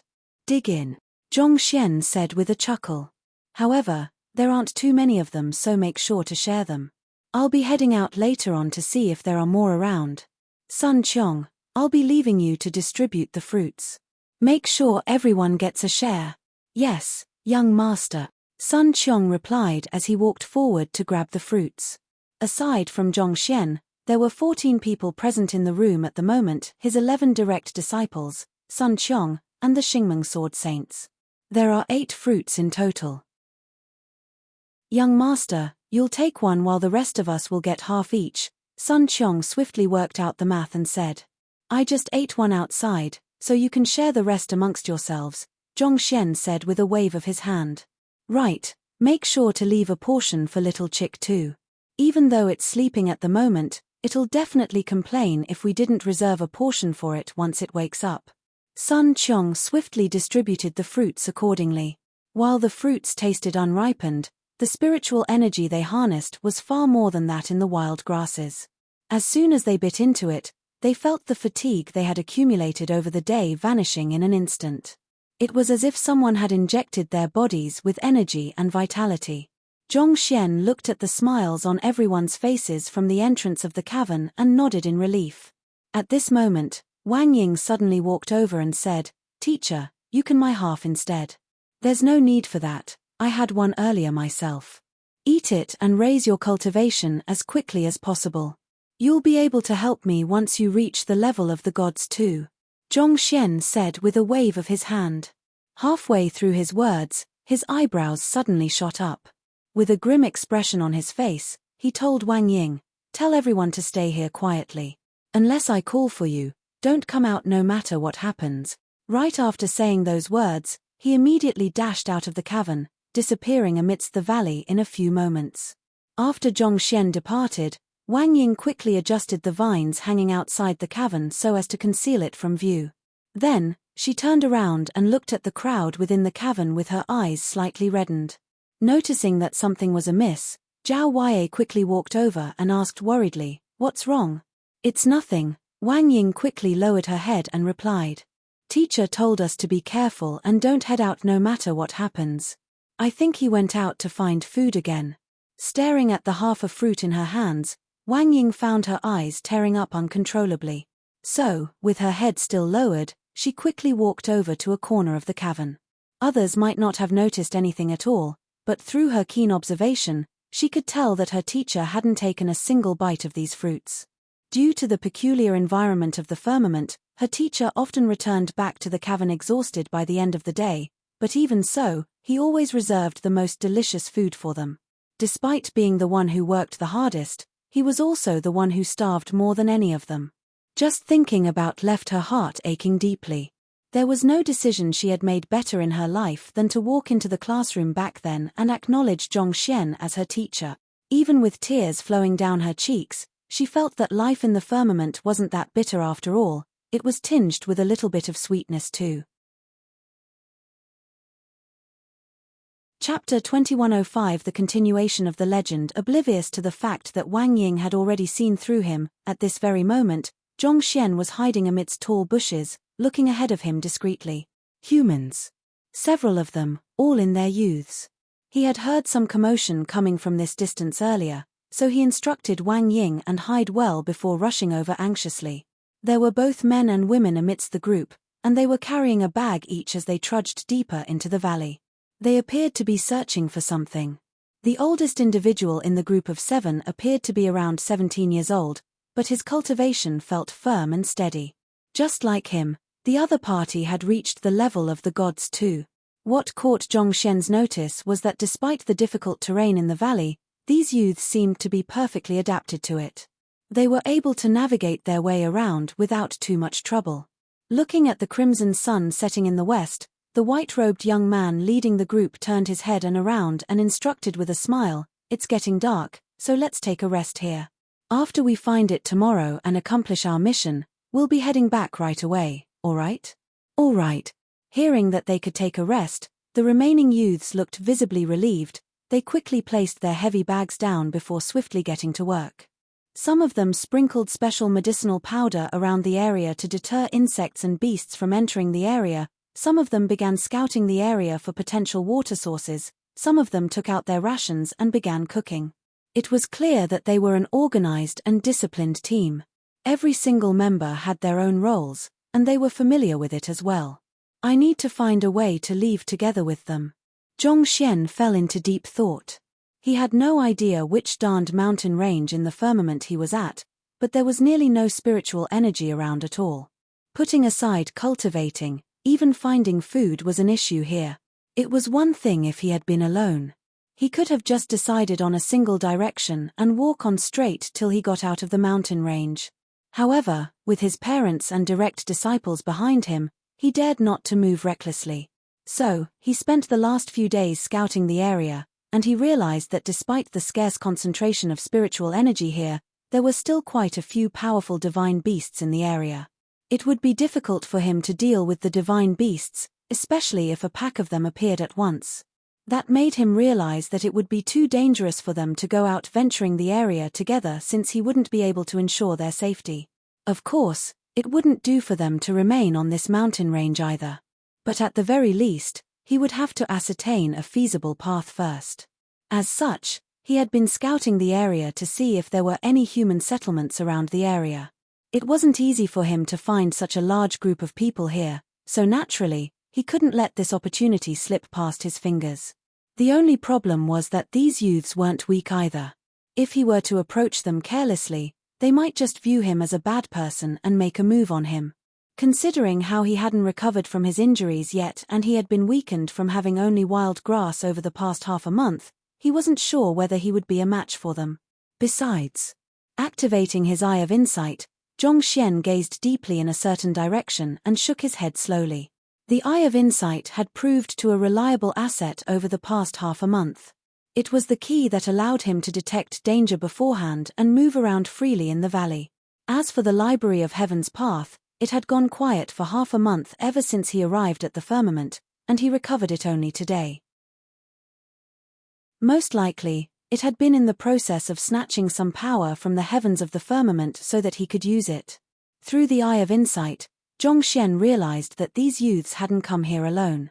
A powerful expert was following them at a distance of several hundred meters away.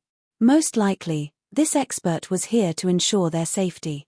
Otherwise, how deranged must a person be to think that it was a good idea to send a bunch of youths into a mountain range devoid of spiritual energy? With such an expert protecting the youths, it would be infeasible for him to force them to talk through force. He had to find a way to win their trust so that he could leave the valley together with them. If that wasn't possible, it would be a great help if he could learn the location of the closest town from them too. It seems like there's only one way then. After thinking for a long while, an idea finally popped into Zhongxian's mind. He quickly altered his appearance before walking out of the bushes quietly. The disguise amulet which Luo Ruoxin gave him was not only effective here, it seemed to be considerably powerful too. Even with his current level of cultivation, he would still be unable to see through his own disguise even with the eye of insight. He changed his appearance to an amiable gentleman in his early 30s, emanating an aura of warmth. As for his cultivation, it appeared to be unfathomable in the eyes of others. At the very least, he was confident that those youths in front of him wouldn't be able to see through his disguise. Done with his preparations, Zhongxian revealed his presence and said, "Who are the ones who have intruded on my territory and disturbed my peace? Who is it?" The youths were in the midst of cooking and resting when they were surprised by those abrupt words. Flustered, they quickly picked up their weapons before turning to the source of the voice. There, they saw a man in his 30s standing atop a boulder. His robe fluttered gracefully in the face of the strong winds, leaving one with the impression that he was a deity that had descended to this world. There was a slightly cold look in the man's eyes, hinting at his displeasure. "What an actor!" One of the ladies harumphed coldly as she took a step forward, but before she could do anything, the white-robed young man suddenly raised his hand and stopped her. "Elder, we are students from the Twilight Academy. We are here to carry out a mission entrusted to us, and I beg your pardon if we have disturbed your rest." "Twilight Academy?" Zhongxian made sure to jot that name down in his mind.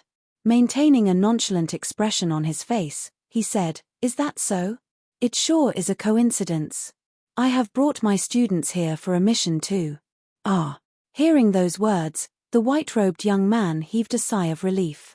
A moment later, he asked with a doubtful glint in his eyes, "May I know which academy are you from?" Since the other party was a teacher, it was unlikely that he was someone without principles and morals. It should be unlikely for him to make a move on them for no reason. "They are just a few slow-witted fellows that I met on my journey. I brought them here to take a look around." Fearing that he would give himself away, Zhongxian was extremely vague with his words.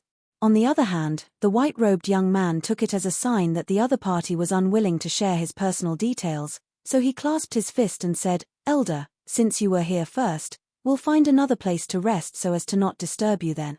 He was a little fearful of the man standing before him because he found that he was actually unable to see through the latter's cultivation. It was only normal for him to be afraid of a powerful expert who had suddenly appeared in the midst of a remote mountain. "There's no need for that. You mentioned that you are from the Twilight Academy, right? I happen to be acquainted with your principal, and there are a few matters which I would like to ask you." It wasn't easy for Zhongxian to find these people, so how could he let them get away so easily? "Oh, Elder, you are acquainted with our principal?" The white-robed young man narrowed his eyes in surprise.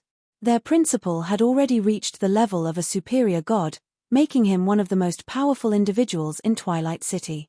Yet, the person standing before them was actually acquainted with him? Didn't that mean that the other party had also reached the same level as well? That would explain why he was unable to see through the other party. If the other party really intended to make a move on them, it was likely that they wouldn't even be able to hold on for a single breath before being killed. On the other hand, after discreetly raising his standing again and again throughout the conversation, Zhongxian was finally going to get to asking where the Twilight Academy was located at when the voice of a middle-aged man echoed in the air. "Our principal has been in seclusion for a very long time. I am acquainted with all of his current friends, and I don't think he has any other friends either. May I know how I should address you?" Following that, a middle-aged man in his 40s flew forth from the woods and stopped right in front of the white-robed young man. He was no other than the expert who had been discreetly following the youths to protect them. "Teacher, what are you doing here?" The youths were visibly taken aback by the sudden appearance of this man. Clearly, they were unaware that this middle-aged man had been following them all along. "As your form teacher, how could I possibly allow you to head out for your first mission without taking any safety precautions?" The middle-aged man replied with a bitter smile before turning his sights to Zhongxian once more. He had been a teacher in the Twilight Academy for 20 years now, and he had met almost all of the friends of the principals so far. He didn't recall the principal having a friend that was as young as the person standing before him. Despite looking to be in his early 30s, he found that he was actually unable to see through the cultivation of the person standing before him. This left him a little taken aback. In terms of strength, it was likely that the other party wouldn't pale in comparison even against their principal. "I noticed that your Taiyang acupoint was throbbing whereas your Sabai acupoint was a little dark while you were using your movement technique earlier. This shows that you have been cultivating two cultivation techniques at once. It's true that those two cultivation techniques complement your movement technique, allowing you to move at incredible speeds, but due to the complexity, you ended up making an error in your cultivation, resulting in your failure to harmonize the two cultivation techniques together. As a result of that, you are constantly facing the issue of your divine energy refluxing." Zhongxian remarked calmly. "If I'm not mistaken, you must be Mo Yuan Laroche from the Twilight Academy, am I right?" "How did you know that?" The middle-aged man widened his eyes in shock. He wasn't shocked by the fact that the other party knew his name. He was considerably famous in the Twilight Academy, so it didn't come as a surprise that others would have heard of him. What that had shocked him was how the other party was aware of the problems he faced in his cultivation. That was definitely something that couldn't be uncovered that easily. The fact that the other party was able to see through him so easily showed that he had an incredible eye of discernment. "That's not all. I noticed that you are having trouble trying to channel your energy to your Huihai acupoint, resulting in your inability to overcome your bottleneck. If you cultivate for an extended period of time, blood will start seeping out of your mouth and nose, and you will feel a stifled feeling in your chest. This. Mo Yuan's body trembled in disbelief. It was understandable that a true expert would be able to discern the slight disharmony between his cultivation techniques and movement technique, but what that came afterward was a secret regarding his cultivation, for the other party to know about that as well. There were usually two possibilities for such a situation. Either the person was extremely familiar with him, or else. It could only mean to say that the other party was far stronger than him, perhaps surpassing the principal even. Only an expert of this caliber would be able to see through the problems in his cultivation techniques and movement technique, as well as the issues he had been facing in his cultivation. This lent credence to the other party's claim that he was acquainted with their principal. After all, there was no reason why an expert of such caliber would have to resort to claiming that he was acquainted with their principal. I can tell that you are very diligent in your cultivation, but it's a pity that you have erred in your decisions. The Netherworld Sea formula is highly demanding on one's soul, but your soul clearly hasn't reached the required level to practice this technique.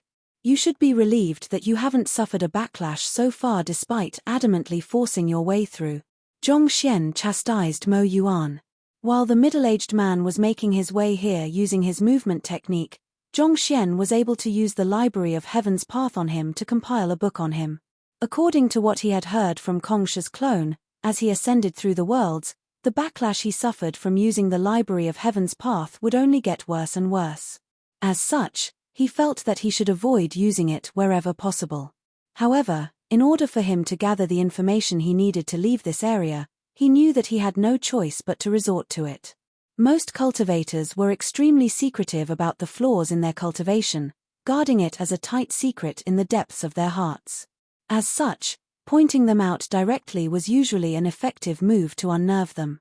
Furthermore, his disguise amulet allowed him to appear unfathomable in the face of other cultivators. Given so, it wasn't too difficult for him to beguile the other party. Thank you for your pointers. Mo Yuan's head was already drenched with cold sweat by now. If he had been harboring any doubts beforehand, right now, such thoughts had already vanished from his mind. Just like what the other party had said, he had forcefully cultivated the Netherworld Sea formula despite his soul not meeting the prerequisites, resulting in him accumulating damage over time. Right now, it had already become a trauma in his body, and it was extremely unlikely for him to recover from it anymore. Elder, may I know how I should address you?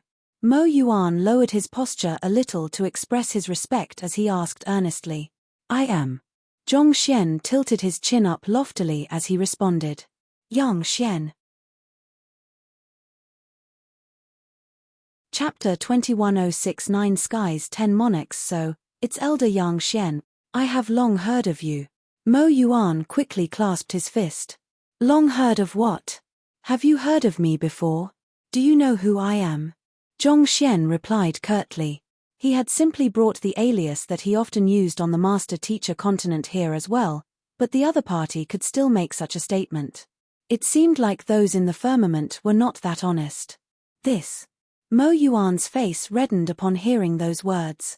Those words were just pleasantries to alleviate the awkwardness in the air.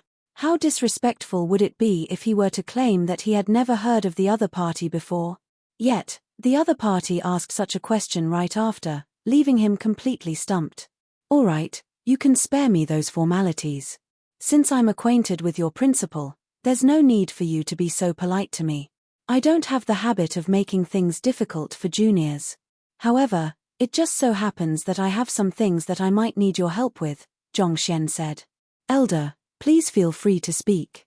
As long as it's within my means, I'll do my best to accomplish what you ask of me, Mo Yuan replied politely. My students are on a mission here at the moment, but as they are unfamiliar with the local geography, they are a bit lost, Zhong Xian replied.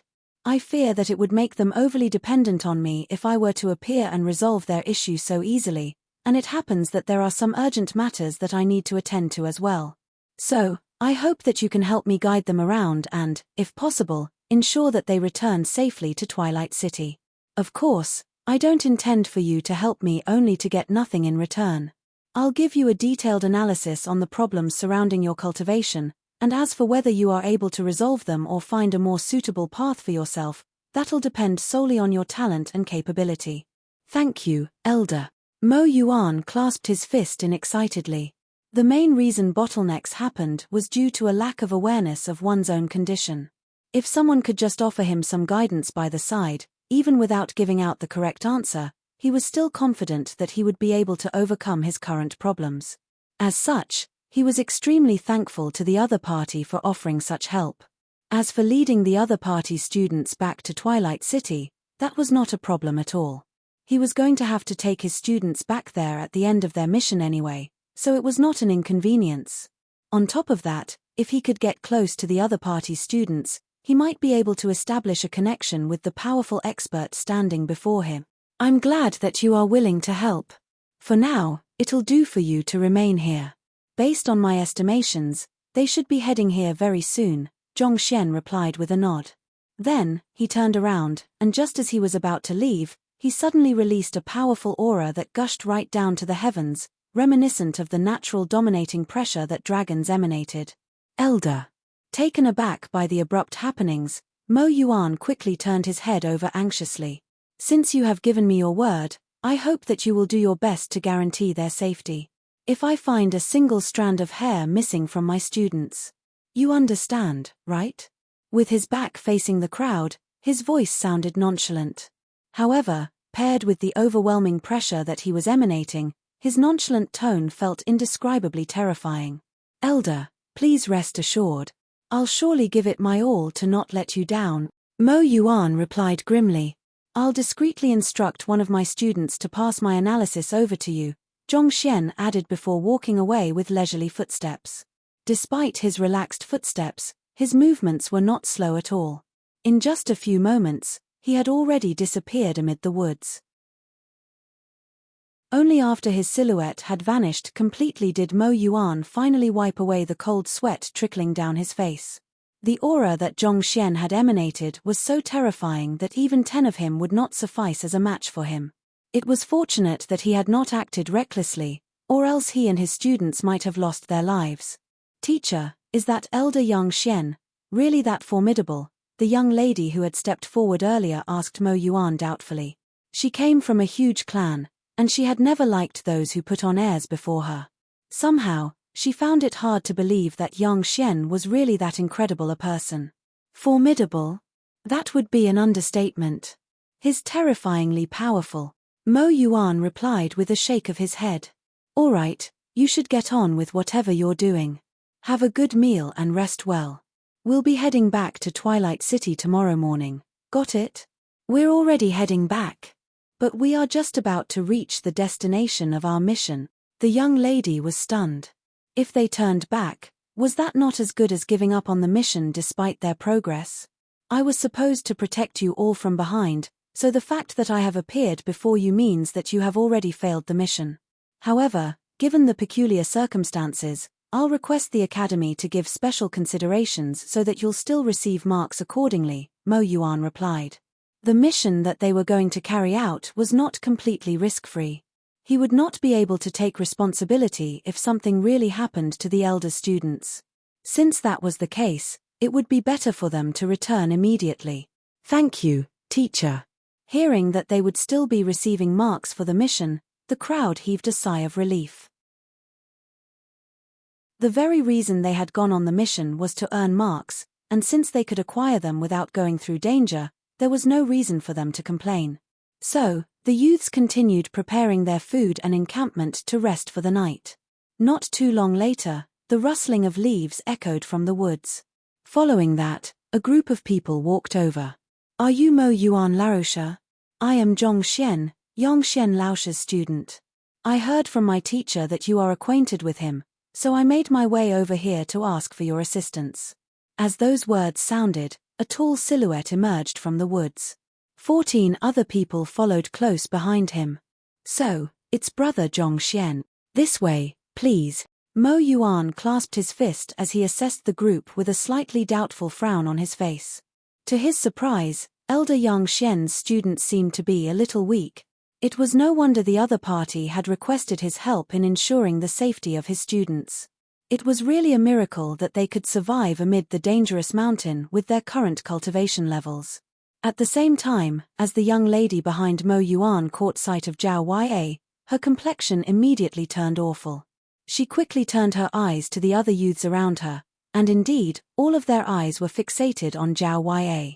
It was normal for those who were good-looking to be more welcomed by others. "We have prepared some food here, so please feel free to join us for our dinner." The white-robed young man invited them over. Zhao Yue and the others shot a glance at Zhongxian, and upon receiving his nod, they swiftly took their seats. They had been hiding in the cavern for quite a few days now, so it felt exhilarating for them to be out once more. "Mo Yuan Laosha, this is the compilation that my teacher instructed me to pass on to you. He says that you can alter your cultivation technique according to what is written on top first, and he'll pass you the complete version the next time he sees you at Twilight City," Zhongxian said as he passed a leaf over. There were some words written on the leaf using black ink. After Mo Yuan was done reading through the contents on the leaf, his eyes narrowed in astonishment. The analysis that Yang Xian had provided was far more detailed than he could have imagined. As long as he made modifications according to the errors he saw, he should be able to resolve his physical trauma in no time. Once that happened, his fighting prowess would surely soar. "Please help me relay my gratitude to your elder Yang for his help," Mo Yuan replied. Of course, he knew the other party's intentions for only giving him only half of the analysis. He would have to prove his worth in order to obtain the other half. Despite that, he did not feel any grudge toward Yang Xian. If anything, he felt much more assured. A person who paid heed to even the minor details in order to ensure the safety of his students was bound to be a respectable individual. There was definitely no harm in getting to know a person like that. Mo Yuan's students had brought quite a bit of food for the mission, and Mo Yuan himself also headed out to hunt down a few divine beasts to supplement the dinner. As such, it became the first proper feast that Zhongxian and the others had enjoyed ever since they arrived at the firmament. Yuan Dao also fully unleashed his appetite this time around. The sheer amount of food he ate left the others wondering if there was a mystical beast hiding inside his stomach. It was fortunate that little Chick was still in hibernation. Otherwise, Mo Yuan and the others would have found the prepared feast devoured before they could enjoy it. Zhao Yue and the others were around the same age as Mo Yuan's students, and the natural environment they were in created the ideal atmosphere for conversation. As such, it did not take long before they started chatting with one another. They had heard of the situation from Zhongxian earlier, so they knew what could be said and what could not be said. As such, they were able to avoid incurring the suspicion of Mo Yuan and his students. "You rascals have been asking me about the current political situation in the firmament. Since Brother Zhongxian here asked me about it earlier as well, why don't we hold a quick lesson here?" After filling their stomachs, the crowd gathered in a circle, and Mo Yuan began speaking with a smile on his lips. The firmament was vast and boundless. Even Twilight City was nothing more than a minor dot on the map. As such, even though most of Mo Yuan's students had come from major clans in Twilight City, they did not know much about the firmament as a whole. Zhongxian also turned his gaze over. Throughout the entire dinner, he had been trying to steer the conversation naturally in that direction so as to get Mo Yuan talking, and it seemed like he had succeeded in doing so. The firmament can be divided into 9 major powers, and they are collectively known as the 9 skies. Mo Yuan said. "I know.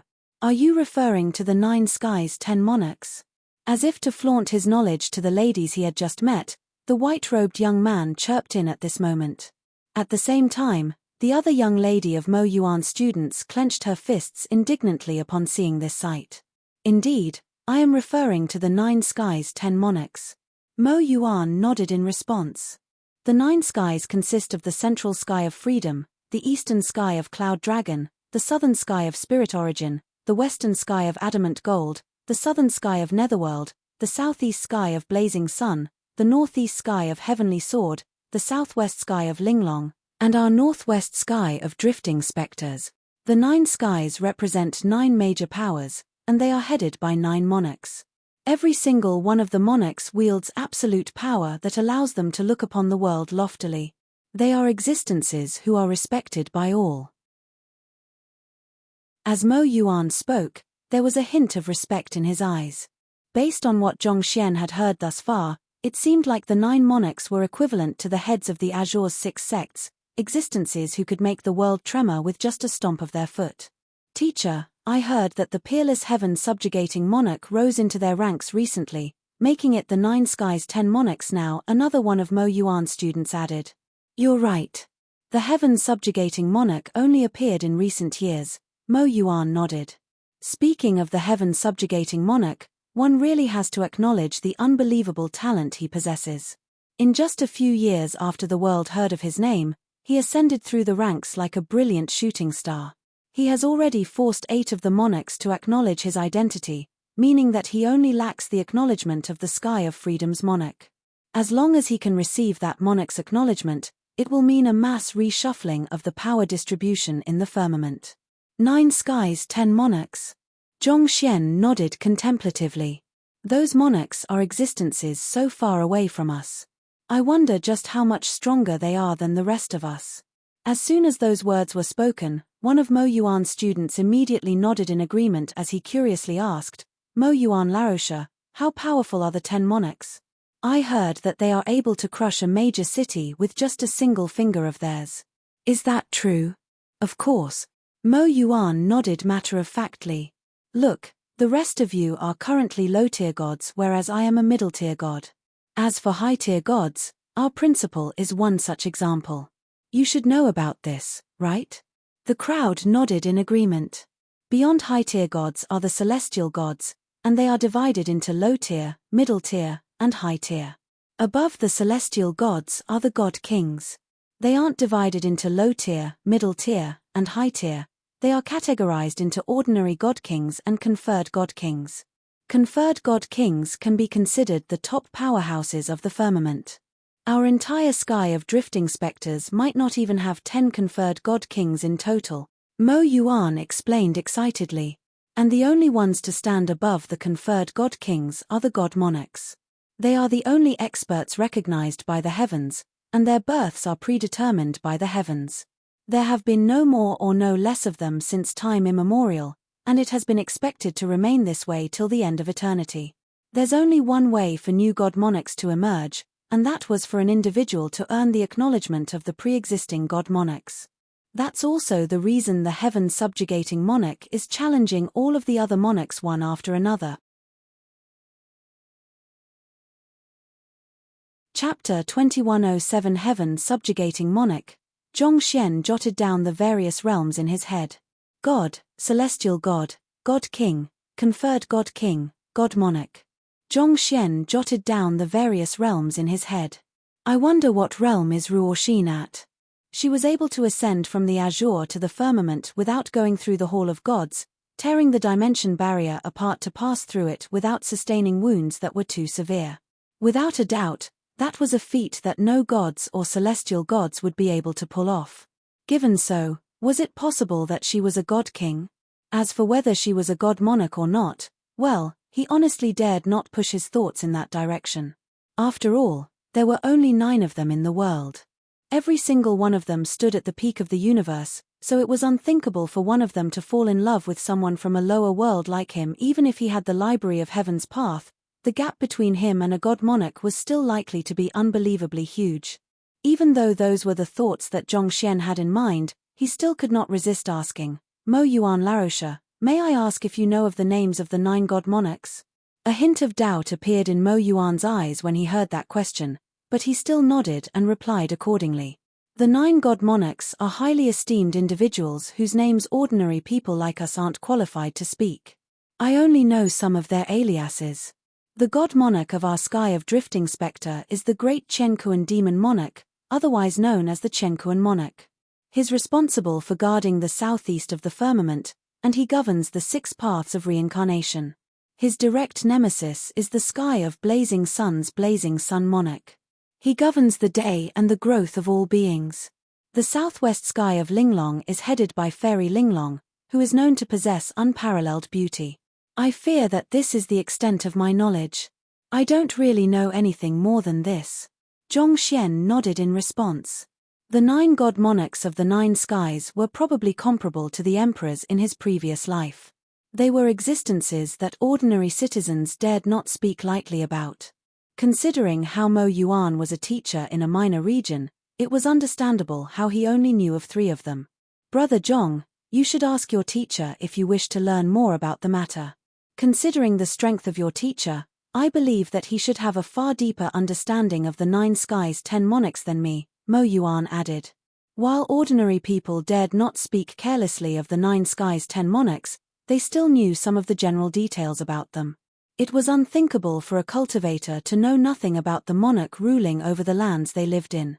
As such, Mo Yuan could not help but harbor some doubts toward Zhongxian after hearing that question. Seeing through Mo Yuan's thoughts, Zhongxian said with a bitter smile, "To be honest with you, we are all ordinary people. Our teacher took pity on us and took us in so that we can survive in this world, but that being so, he's an extremely busy person. We rarely get a chance to meet him, so there wasn't any opportunity for us to learn such stuff from him.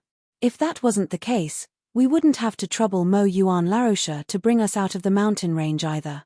The doubt in Mo Yuan's heart dissipated upon hearing those words. There were indeed teachers in the firmament who were extremely strict on their students. They kept piling missions upon their students in order to train their skills and temper their character, choosing not to waste time on words. If Yang Xian was such a teacher, it would be understandable for his students to know nothing about the 9 skies 10 monarchs. Not only so, we have yet to reach the god realm. Our teacher refused to tell us how we can make a breakthrough, only telling us that the time isn't right yet and that we should just focus our efforts on our training. He often tells us that only with a sturdy foundation can one draw forth greater strength. But the spiritual energy here is simply too scarce. I can't imagine how it's possible for anyone to cultivate here. Zhongxian shook his head and sighed. Elder Yang Xian is a strict but good teacher. I reckon he would be worthy of being a master teacher, Mo Yuan remarked. A master teacher? Zhongxian repeated as his heart skipped a beat. Master teacher was the occupation created by Kongsha back when he was still on the master teacher continent. Those 2 words had never been spoken during Zhongxian's time on the Azure, so he did not expect to hear them on the firmament. You must not have heard of it. Over the past few decades, there has been a group of people who call themselves master teachers. They established the Master Teacher Pavilion, and they view it as their mission to impart knowledge to others and clarify doubts. They have a unique interpretation of the relationship between a teacher and a student, and they have worked hard to create a formal tier system to assess one's abilities. It has proven to be extremely effective so far, but a huge downside is that students studying from a master teacher tend to have to go through more hardship than ordinary cultivators, Mo Yuan explained. Zhongxian widened his eyes in bewilderment. Without a doubt, the existence of master teachers and the Master Teacher Pavilion must be related to Kongsha. This proved that the one that he had suppressed back in the Azure was indeed the clone. The main body had already advanced to the firmament many years ago. It had been tens of thousands of years since Kongsha left the Master Teacher continent, which translated to roughly a few thousand years on the Azure. Given the limitations of his cultivation, he could not accurately perceive the flow of time in the firmament. Nevertheless, assuming that the rate at which time flowed on the firmament was 1:100 against the Azure, it meant that Kongsha had arrived here several decades ago. That tallied with the timeline when the master teachers first started appearing. So, Zhongxian beat around the bush and remarked, wouldn't the creation of the Master Teacher Pavilion pose a threat to the rule of the 9 god monarchs? Furthermore, other academies will be affected by their presence, right? Is there no opposition to the master teachers at all? One of the main reasons master teachers were so highly esteemed on the Master Teacher continent was due to the lasting effect of Kongsha's fame. Kongsha had become a figure so respected that anything associated with him would be viewed highly. Kingdoms and empires viewed the presence of master teachers in their territories as a huge honor, and it had even become a symbol of power. On the other hand, in the firmament, the 9 skies 9 monarchs were viewed as the core of the world. Having ruled at the top for a very long time, their presence was so great that it could not be ignored by anyone. In terms of influence, they were definitely far above that of the 6 sects in the Azure. The Master Teacher Pavilion sought to impart knowledge to others, but at the same time, such actions would inevitably shake up the established order on the firmament. It was hard to think that the 9 god monarchs would allow something like that to happen beneath their noses. Furthermore, would the other pre-existing academies tolerate what the master teachers were trying to do? Creating a system that was completely different from what the academies had implemented was equivalent to challenging the established status quo, and inevitably, there would be significant competition between the different systems. What is unique about master teachers is that they promote education without discrimination. Most of the students they choose to take in are those who have failed to get into the other academies due to a lack of talent. At this point, Mo Yuan suddenly realized that he had misspoken, so he quickly added with an awkward smile, "Brother Zhong, I have no intention of looking down on you all. Please overlook my words." A moment prior, he had said that Yang Xian was strikingly similar to a master teacher before mentioning that master teachers took in cultivators that were untalented. That could easily be misconstrued as a masked insult toward them. "It's fine," Zhong Xian replied with a smile.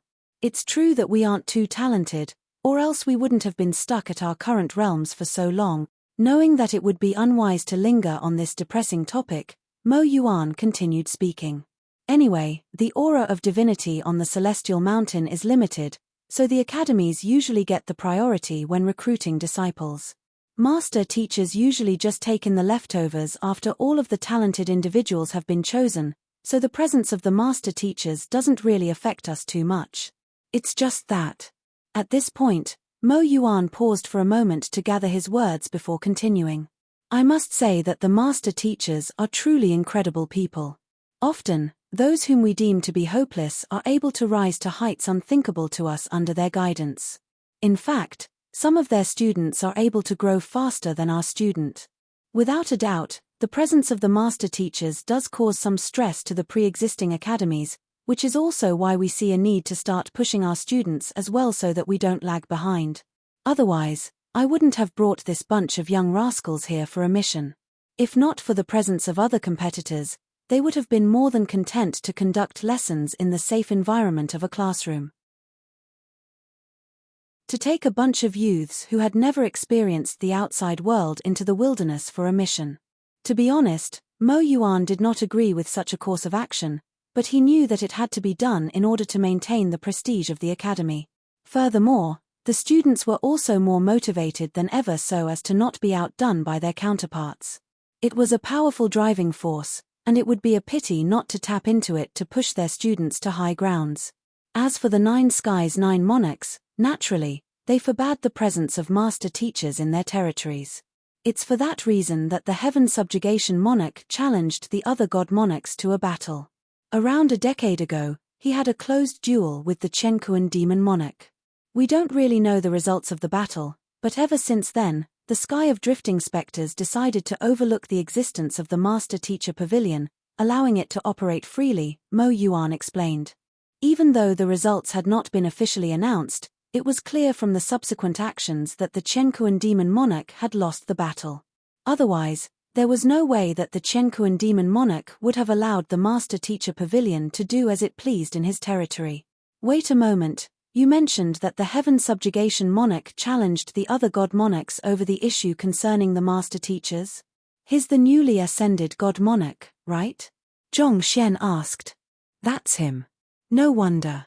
Zhong Xian widened his eyes in realization. He had heard that the 9 skies 9 monarchs were existences that had existed since time immemorial. It was hard to imagine that someone with the strength to challenge them would suddenly appear in the world. However, from the current looks of it, it was extremely likely that the Heaven Subjugation Monarch was none other than Kongsha. Tens of thousands of years on the Master Teacher continent, thousands of years in the azure, and decades in the firmament. The timeline fitted. More importantly, Kongsha had often been addressed as the Sage of Heaven Subjugation during his time on the Master Teacher continent. The aliases were a match. To think that in the short span of several decades, Kongsha would rise to the top of the continent, create the Master Teacher Pavilion once more, challenge 8 of the god monarchs, and force them to acknowledge the existence of the Master Teacher Pavilion. As expected of Kongsha, even in the firmament that was filled with countless experts, His strength was still so overpowered that it was almost despair-inducing. Of course, whether the heaven subjugation monarch was truly Kong Shi or not, Zhongxian's desire to pay the other party a visit had already waned tremendously. After going through whatever had happened with Kong Shi's clone, he knew that it would be foolish for him to find Kong Shi before he possessed the strength to protect himself. If the real Kong Shi, by any chance, wanted to take away his library of Heaven's Path as well, he would have sought his own doom. It was not to say that he did not believe in Kong Shi's character, but the library of Heaven's Path was simply too powerful. Until he acquired the strength to stand on the same level as Kong Shi, it would be best for him to avoid him. It was true that Kong Shi already possessed a fragment of the heavens as well, but if he could acquire another fragment, there was no doubt that he would grow far stronger than before. He might even reach a level that no one had thought to be possible. Such temptation might be something that even Kong Shi was unable to resist. Making sure to conceal his astonishment, Zhongxian continued his questioning. Mo Yuan Laroche, you mentioned earlier that the aura of divinity on the celestial mountain is limited. May I know what that means? This was the other thing that Mo Yuan had mentioned that had left him a little perplexed. It seems like Yang Shi really hasn't explained anything to you. But again, considering that you haven't tempered yourselves to the limits yet, it's understandable that he kept it a secret from you. Mo Yuan nodded slightly. Then, he pondered for a moment before asking a question. Brother Zhong, in your view, what do you think of the concentration of spiritual energy on this Grand Spirit Mountain? Grand Spirit Mountain? Zhongxian jotted down the name of the mountain that had caused him such trouble for the past half a month in his head.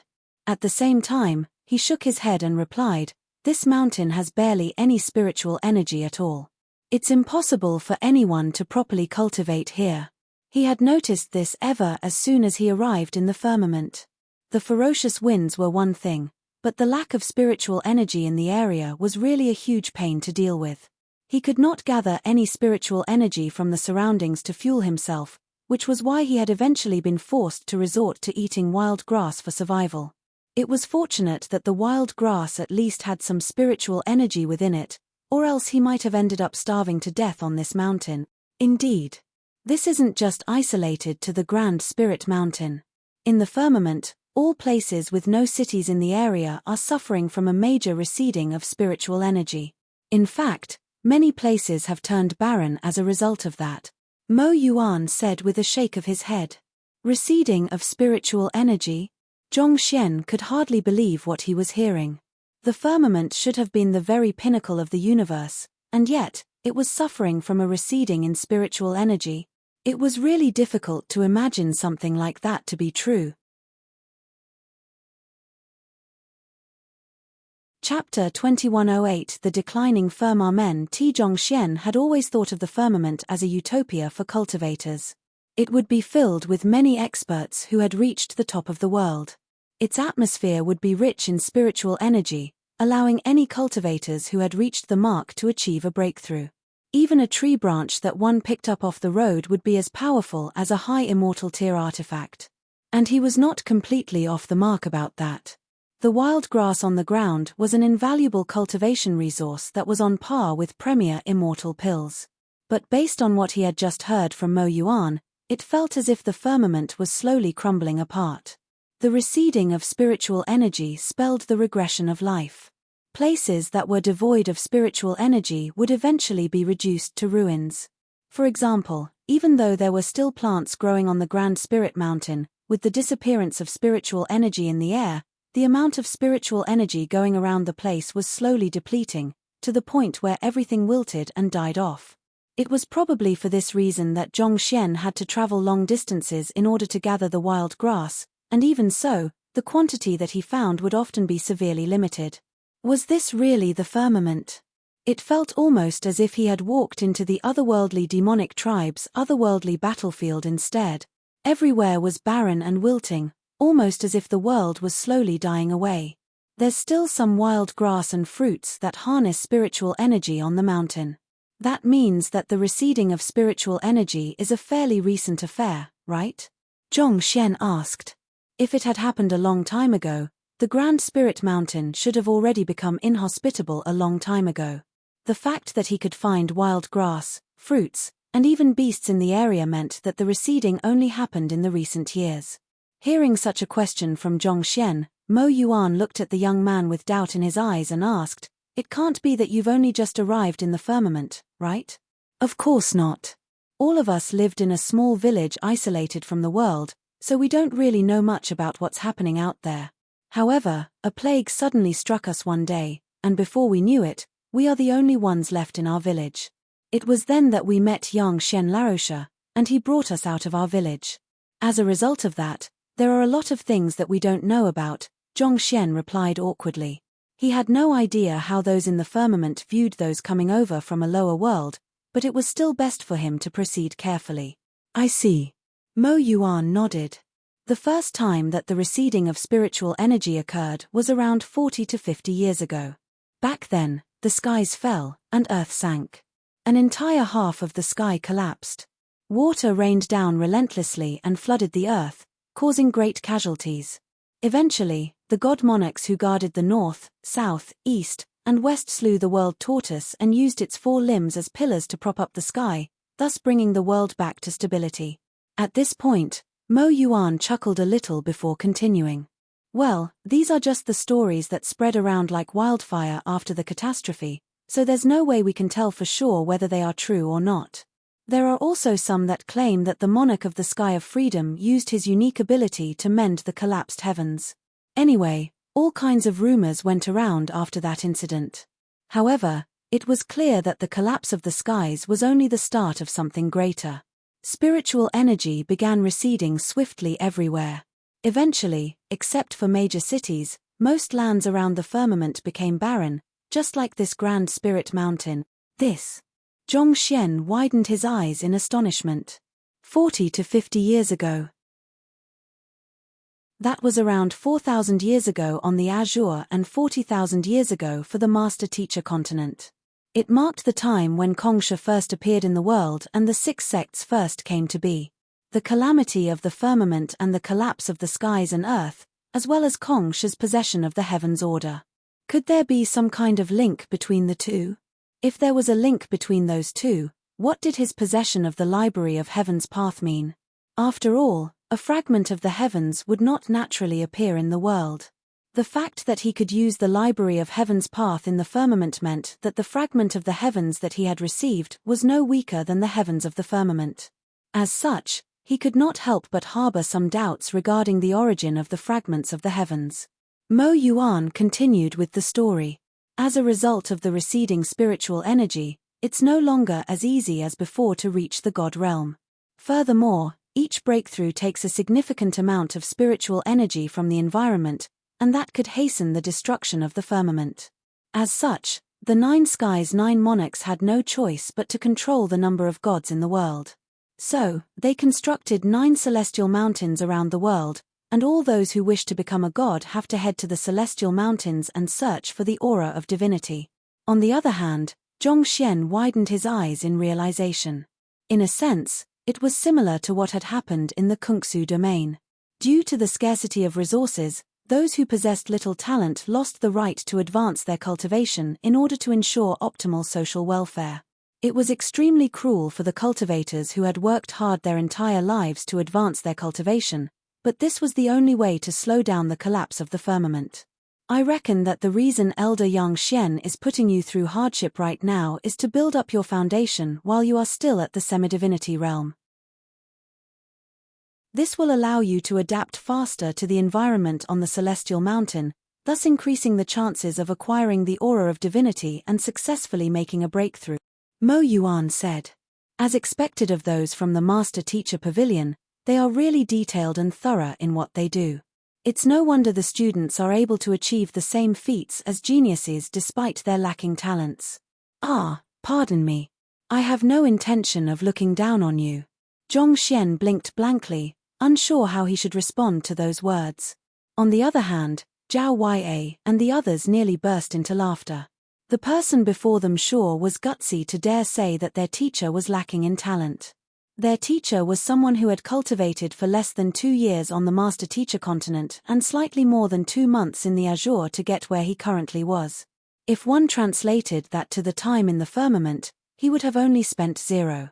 73 days on the master-teacher continent and 6 days in the Azure, which added up to a grand total of 33 days.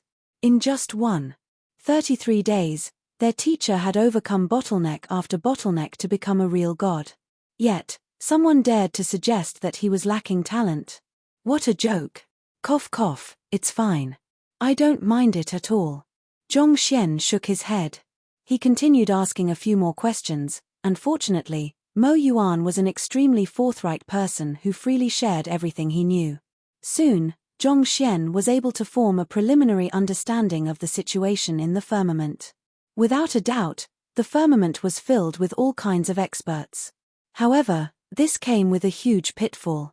A world filled with strong people was bound to be less restricted by laws. In a world where there were significant differences in strength, the strong would be able to do as they pleased, whereas the weak could only stay within the safe confines of the city walls, not daring to venture too far for fear of encountering bandits. Of course, this was only applied to places beyond the city. Within the city, even the strong would have to obey the laws imposed upon them. This was because each city lord wielded absolute strength and authority in the region they ruled over. In Twilight City, for example, City Lord Wu Fangqing was a celestial god realm expert. He was known for his steel arms that allowed him to defend against swords and spears with ease. He held the record of eliminating 18 bands of bandits single-handedly with his bare hands, making him an unstoppable force.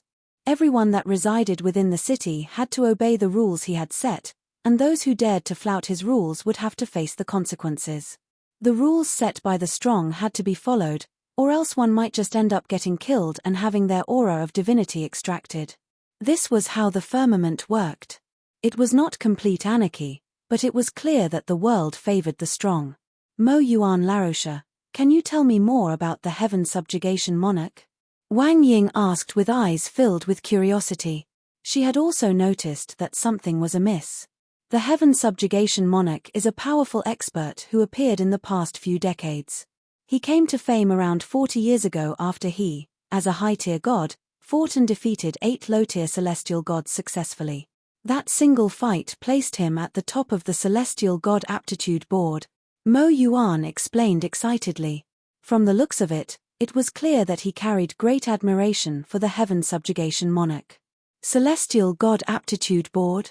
Each of the 9 skies would have a Celestial God Aptitude Board that gauges the potential of the cultivators within its territory. Those who are able to get into the top 10 will eventually reach the level of a high-tier celestial god, and those are within the top 3 have a good chance of becoming a god king eventually. For this reason, many cultivators seek to place their names on the board. As long as one can get within the top 10, they will be entitled to the best cultivation resources within their sects, paving their way to greatness. Mo Yuan replied. Due to the scarcity of resources in the firmament, most sects and major powers would only choose to groom individuals who had displayed exceptional talent. As a result, there were all kinds of boards existent that cultivators would squeeze their heads to get into. The rankings were important for them to secure enough resources for them to advance their cultivation. This was strikingly similar to how the Kungsu domain worked. After the Heaven Subjugation Monarch rose to the top of the Celestial God Aptitude Board, his growth suddenly surged forth with unstoppable momentum.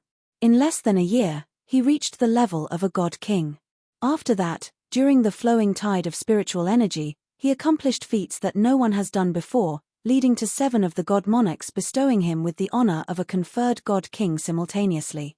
Less than a year after that, he began to challenge the 9 god monarchs. Initially, everyone thought that he had gone mad. Contrary to everyone's expectations, he actually won the first match. In the following decades, he challenged the god monarchs one after another, and based on what I have heard so far, it seems like the only one that he has yet to challenge is the monarch of the Sky of Freedom. Well, to be exact, the results of the duel aren't publicly announced, but the fact that the other monarchs have acknowledged his identity likely means that they lost the battle, Mo Yuan said with a hushed tone. While there were rumors going around about the 9 skies 9 monarchs, it was still best to be discreet when gossiping about such matters. Carelessness could possibly cost him his life.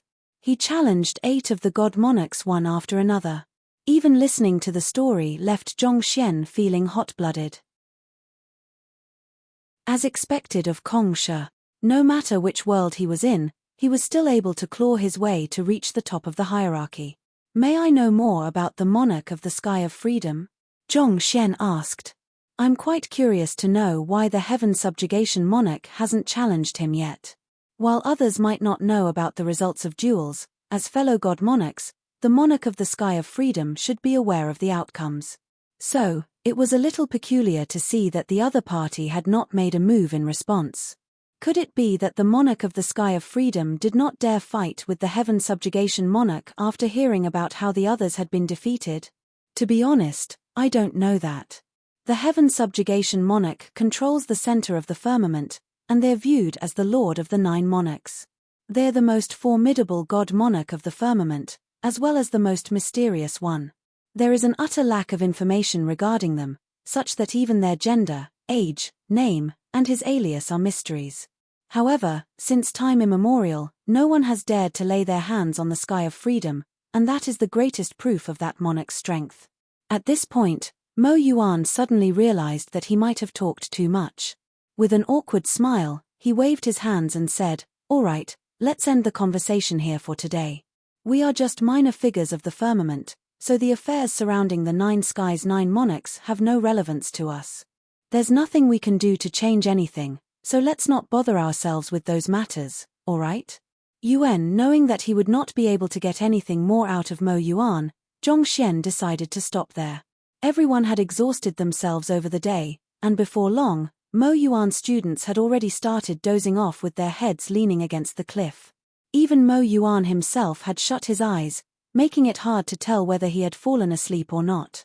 Only Zhongxian and his direct disciples remained seated on the ground, completely focused on their cultivation. Even though the spiritual energy there was extremely thin, making it difficult for them to cultivate, they were unwilling to waste any time at all. As midnight approached, Zhongxian was just about to stand up and stretch a little before heading off to rest when his body suddenly halted. Seemingly having sensed something, he turned his head in a certain direction as his eyebrows knitted together into a frown. Chapter 2109 Green Beast Ancient Grass. Mo Yuan had also opened his eyes by this point. Carrying the heavy responsibility of protecting his students, there was no way he could have really drifted off to sleep. He had been keeping a close eye on their surroundings, and upon taking a closer look, his eyes lit up in excitement. Noting Mo Yuan's response, Zhongxian shot a questioning glance over. "If I'm not mistaken, that should be the thing my students are supposed to find for the mission, the Windgale Fox," Mo Yuan explained as he stood up. Zhongxian's frown only deepened as a result of that. He knew next to nothing about the firmament, so it went without saying that he had no idea what kind of beast that was. With a light chuckle, Mo Yuan explained, "It's a low-tier god realm divine beast. Its offensive and defensive abilities are below average, but it's extraordinarily agile. Its blood and beast core harness the wind attribute, allowing cultivators who consume it to move with enhanced agility. It's a mission that has low risk yet still poses some challenge, making it highly suitable for students. Based on my investigations, its lair should be roughly half a day's journey away, but it seems like we are in luck."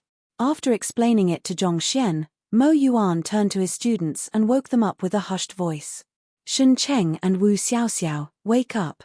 Even though those youths had already fallen fast asleep, as God Realm experts, they still maintained a certain degree of awareness of their surroundings even in their sleep. Upon hearing their teacher's call, they swiftly got up and shook off their drowsiness. In just a few moments, they were already prepared for battle. "What's wrong, Mo Yuan Larosha?" the white-robed young man known as Shen Cheng asked with a hint of doubt in his voice. "Listen to it yourself," Mo Yuan said as he pointed in a certain direction.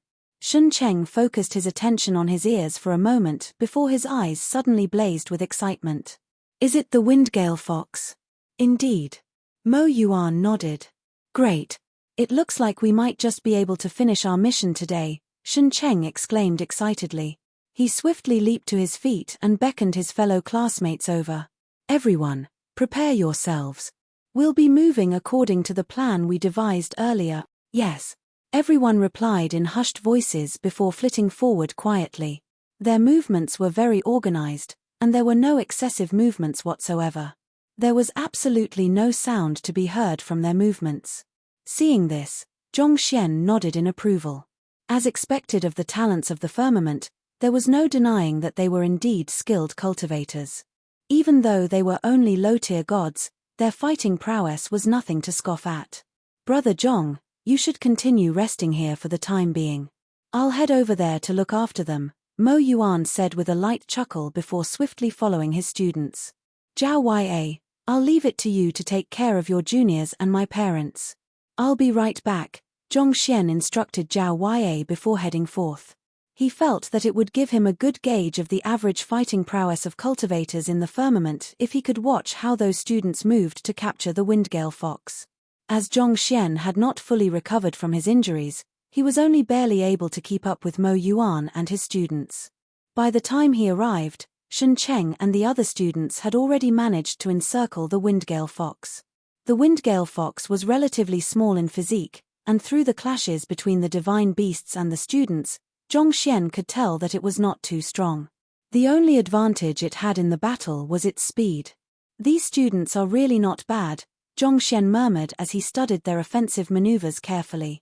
He had thought that they would be amateurs, especially given how young they were.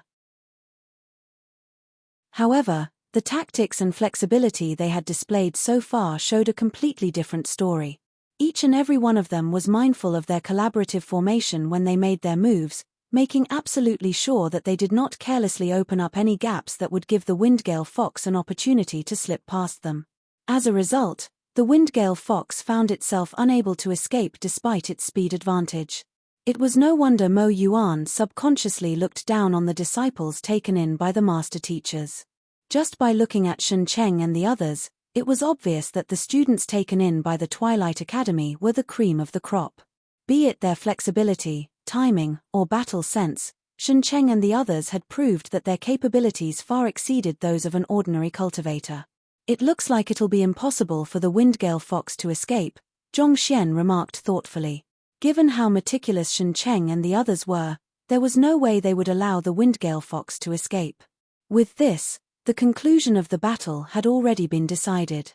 Thinking that there was no point watching any longer, Zhongxian turned around to return to Zhao Ya and the others. However, barely after he took a few steps, another thought suddenly surfaced in his mind. Based on his understanding, most beasts would only move around in a fixed area that they had claimed to be their territory. Other than predators heading out for a hunt, most beasts would not step out of their territory easily due to the risks. Based on what Mo Yuan had said, the habitat of the Windgale fox was roughly half a day away, so why would it venture so far out of its territory in the middle of the night? This was contrary to common sense. Holding on to such a doubt, Zhongxian activated the Eye of Insight and began to study the Windgale fox carefully. Many movement trails intersecting one another appeared in his sight. It took him just a short moment to discern the one that belonged to the Windgale fox, and his eyes lit up a little. Its footprints were exceptionally light, suggesting that it was in the midst of chasing something. During its hunt, it suddenly sensed the presence of Shen Cheng and the other students nearby, causing it to immediately turn tail to run, but it was already too late for it to get away. Zhongxian carefully traced the Windgale fox's footsteps before it started running away, and it did not take long for the shadows of the night to envelop his silhouette. Something that could bring the Windgale fox out of its lair and travel over half a day in the middle of the night was likely something extraordinary. Zhongxian had a feeling that the results of his search would not disappoint him. He traveled for a while before finally coming to a halt. The Windgale fox's footsteps stopped in the middle of a dense forest. Most likely, this was where the Windgale fox had first noticed the presence of Shen Cheng and the others and started escaping. So, Zhongxian slowly walked toward the dense forest as he studied his surroundings carefully.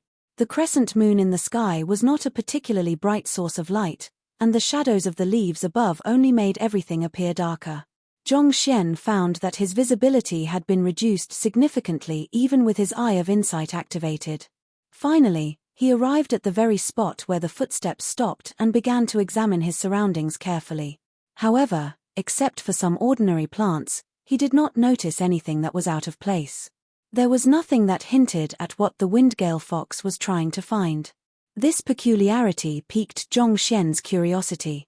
The Windgale Fox could not possibly have taken such a huge risk to venture out of its lair just to chase nothing, so there was bound to be something around. He just had to figure out what it was. Zhongxian had not been able to use the Library of Heaven's Path over the past month, and the plants in the firmament were vastly different from those in the Azure and Master Teacher continent, so he was not able to accurately identify any of them. Nevertheless, through his eye of insight, he was still able to tell which ones were safe to eat.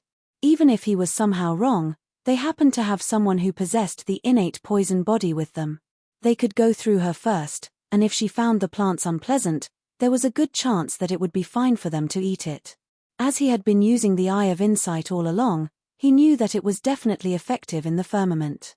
If the Windgale Fox had really been pursuing something, there was no way he would not be able to find any traces of that thing. That only left one possibility: the thing that the Windgale Fox was looking for was still in the vicinity. So, he conducted another thorough scan of his surroundings, but he was still unable to find anything worthy of note. By now, a frown had already formed on his face. Unless the thing the Windgale Fox had been pursuing was able to fly in the air or dig underground, there was no way he would not pick up anything with his eye of insight. If the thing is capable of flight, there's no way the Windgale Fox would have been able to catch up with it. So, is it in the earth? He looked at the dry earth beneath him, but it showed no signs of having been dug up. In his confusion, his eyes suddenly fell upon a verdant blade of wild grass. This wild grass did not stand out in contrast to its surroundings, but Zhongxian swiftly noticed something off about it. He had searched this area at least 10 times for wild grass, but he had not seen this blade of grass before. If it had been there all along, he would have already plucked it out and guzzled it down. There was no way he would have left it till now. So, Zhongxian reached out and touched the plant. Wang. A book materialized in his head. Green Beast Ancient Grass. It's a unique creature that has the ability to freely change between the form of a beast and the form of a blade of grass. It's a medicinal herb that is highly nourishing to one's soul. If it's concocted together with Mayang beast blood, the resulting medicine has the effect of raising a god's soul to the level of a celestial god. Number 1. It carries extremely potent poison, making it highly detrimental to the human body. If one is unable to break down the poison, even if one's soul grows stronger under its nourishment, one's body will gradually wear down under the effects of the poison. Number 2. It's an extremely rare medicinal herb in the firmament. Zhongxian's eyes lit up. If not for the fact that he could use the Library of Heaven's Path, he might have been fooled by the other party's appearance. This thing looked no different from real grass, such that he could not tell the difference even with his eye of insight. This was really similar to the cordyceps in his previous life. It was a worm in winter but a plant in summer, and it was known for its medicinal value. It was really a huge blessing for him to have stumbled upon such an invaluable treasure. Just the fact that it could allow a soul to advance from the god realm to the celestial god realm was enough to show just how potent its medicinal energy was. It was no wonder the Windgale Fox had braved through danger in order to hunt it down. As for its poisonous property, as someone who cultivated the Heaven's Path divine art, it did not pose a problem to him at all. Coming to realize the value of the plant before him, there was no way he would allow it to escape. Without any warning, his hand swiped forth to grab it. The green beast ancient grass seemed to have realized Zhongxian's intent to capture it. It immediately leaped out of the soil and bolted forward.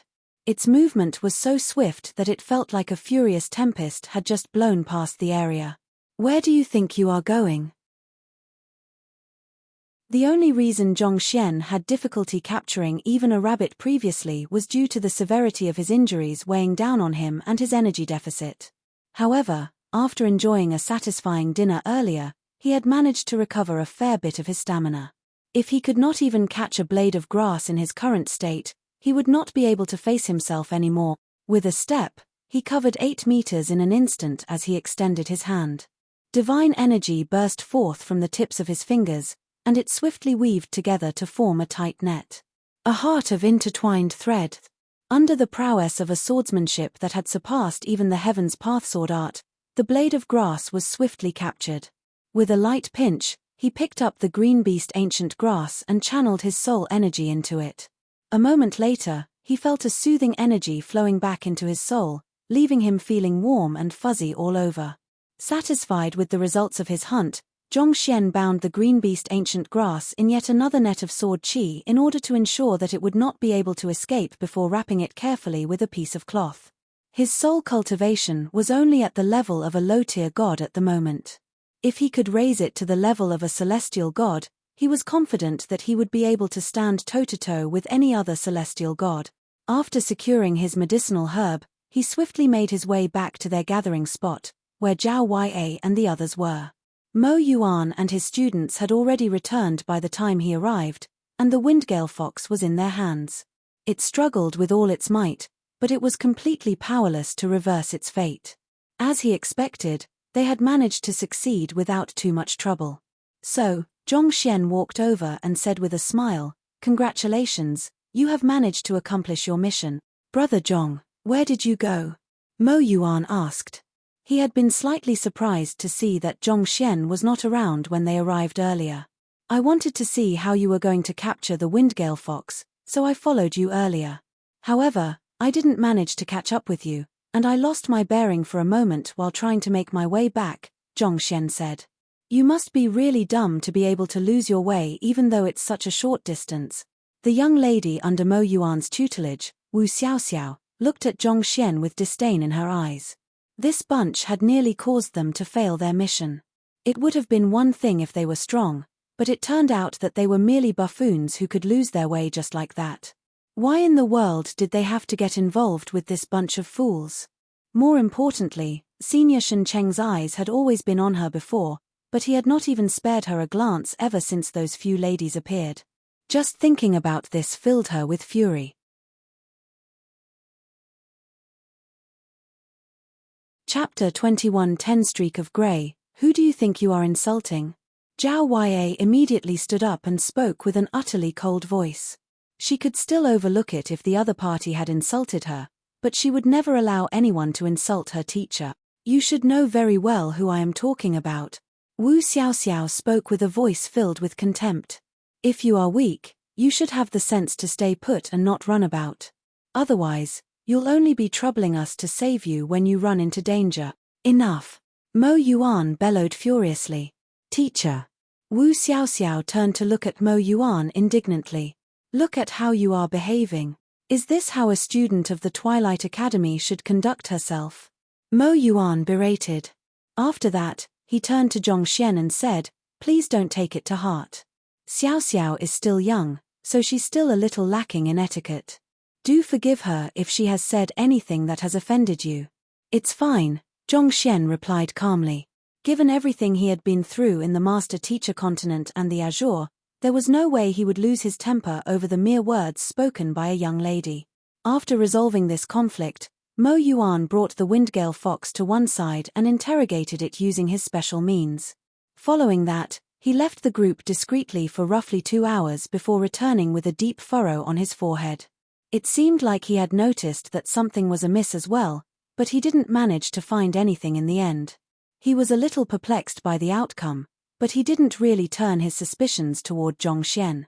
Considering how even a beast as swift as the Windgale Fox wasn't able to capture the green beast ancient grass, it was practically impossible for Zhongxian to obtain it, assuming that he was even able to see through its disguise in the very first place. The night proceeded on without words. At the first crack of dawn, the group began packing up before returning back to Twilight City. Mo Yuan was glad that he was able to fulfill the task which Elder Yang Xian had tasked him without compromising his student's mission. Even though it was regretful that he didn't manage to obtain the green beast ancient grass, on the whole, it had still been a fruitful trip. As they were returning via the same path they came by, Mo Yuan and his students were extremely familiar with the directions. Perhaps it was due to the receding of the spiritual energy, most of the divine beasts in the mountain had already fled the area, so they didn't encounter any major threat on their way back. Just like that, they traveled for 3 days straight. With Mo Yuan, a middle-tier god, traveling along with them, hunting down beasts and securing ample food was not an issue for the group at all. With each sumptuous meal, Zhongxian was able to gradually replenish his heaven's path Shunqi, which in turn allowed him to swiftly heal from his injuries. He was still a far way off from making a breakthrough, but at the very least, he wasn't as frail as when he first arrived in the firmament anymore. We should be able to get out of the mountain range by today, Mo Yuan said. However, it's still too early to lower our guard yet. There are quite a few powerful bandits in the vicinity of the Grand Spirit Mountain. Those fellows are tenacious fools who would stop at nothing. The receding of spiritual energy had happened so quickly that many cultivators suddenly found themselves in a position where even they had trouble making a living. As a result, many of them ended up resorting to plundering merchants or travelers passing by the area. The City Lord Manor had launched numerous operations in order to get rid of the bandits, but it barely made a difference at all. With their survival at stake, it was unlikely that the bandits would stop out of fear of the City Lord Manor. As long as the root of the problem remained unsolved, more and more cultivators would eventually turn to plunder for survival over time. Hearing that there were bandits in the area, the faces of the crowd turned grim. Dealing with humans was often much more dangerous than dealing with beasts. It was very likely that the trip from the mountain range back to Twilight City was the most dangerous part of the entire mission. All of you have heard it, right? Make sure not to run about as you please. Also, we aren't necessarily able to protect you in the face of bandits either, so you'll need to buck up and pull your own weight. Wu Xiaoxiao looked at Zhongxian and the others and harumphed coldly. That being said, none of Zhongxian and his direct disciples paid her any heed. From the very start, they had never intended to count on them for protection. Zhao Ya, you should stay by my side in case we encounter bandits. I'll make sure to protect you with my life, Shen Cheng walked over and said confidently. There's no need for that, Zhao Ya replied curtly as she headed over to her teacher's side without any hesitation. This. Shen Cheng was left standing awkwardly on the spot after being rejected so bluntly. Behind him, Wu Xiaoxiao gritted her teeth in fury. In order to prevent any mishaps, the group hastened their footsteps and flitted ahead. Teacher, why don't we rest for a while? We're only 4 hours away from Twilight City anyway, so I think it should be fine for us to slow down our pacing a little. Wu Xiaoxiao proposed with a weary tone. Having rushed their way throughout the night, all of Mo Yuan's students were showing signs of extreme exhaustion. Surprisingly, Zhao Ya and the rest of Zhongxian's direct disciples hadn't shown any signs of fatigue despite their weaker cultivation yet, and they were able to catch up without pulling down the group's pacing. Mo Yuan was a little hesitant to stop here, but seeing that it would be difficult for his students to push on in their current state, he eventually nodded and gave his approval. The crowd quickly found an obscurely located ditch and got in. They lit up a bonfire and gathered around it to warm themselves up. Heaving a sigh of relief, they were just about to take a break when the galloping of horses sounded in the distance. The ground trembled ceaselessly, foreboding a catastrophe. Damn it! Mo Yuan cursed lividly. He didn't think that they would be so unlucky as to be attacked barely when they had just settled down to rest. With a wave of his hand, he swiftly put out the bonfire before carefully rising up to check out the situation. Nay. The galloping finally came to a halt. A group of 13 figures riding atop tall and powerful steeds had gathered around the ditch they were in, encircling them rightly. Amidst the group, a middle-aged man wielding a crescent saber was escorted by 2 guards by his sides. From the looks of it, it would appear that he was the leader of this pack of bandits. Despite his clean facial features, a portion of his fringe was dyed grey, forming a stark contrast with his relatively young appearance. Streak of grey. Mo Yuan's eyes quivered at that sight. There were many bandits around Twilight City, but most of them wouldn't pose much of a threat to them. However, Wei was particularly notorious around Twilight City for wielding the greatest strength amongst the bandit. No one knew the real name of this bandit, and they only remembered him by the streak of grey hair at his fringe. That was also how his alias, Streak of Grey, came around. Not only was he vicious, he also had the strength to go along with it, making him a widely feared individual by those living in the vicinity of Twilight City. It was said that his cultivation had already reached middle-tier God Realm pinnacle. It seems like I am still quite well known here, Streak of Grey chuckled playfully. Of course, Who wouldn't recognize our boss? Since you know us, you should know the rules. Cut the crap and hand over everything you have. Don't let your bravado cost you your life. The bandits by the side laughed heartily. It was clear that Mo Yuan was a little intimidated through his tightly clenched fists. Nevertheless, knowing that everyone else was relying on him, he forced himself to step forward and say, "I am a teacher from the Twilight Academy, Mo Yuan. My students and I have left the city to carry out a mission, so we didn't bring much wealth with us. I beseech you to let us off this once." "Mission?" Streak of Grey frowned in disappointment. With a dismissive wave of his hand, he continued, "Since that's the case, I'll make do with just your weapons and that Windgale fox in your hands then." This time around, Mo Yuan didn't respond right away. And this moment of silence opened a gap for Wu Xiaoxiao to interject in, "Why should we give you the Windgale fox that we hunted with great difficulty? You better scram right now, or else I'll have my father capture all of you once we return to the city." "Your father?" "That's right. My father is the city lord of Twilight City, Wu Fangqing. You should be well aware that he's a powerful celestial god, so I advise you to stop this foolishness. How out of your minds must you be to even dare to rob me? Just touch a single hair of mine, and you can be sure that he'll lop off all of your heads." Wu Xiaoxiao spoke proudly.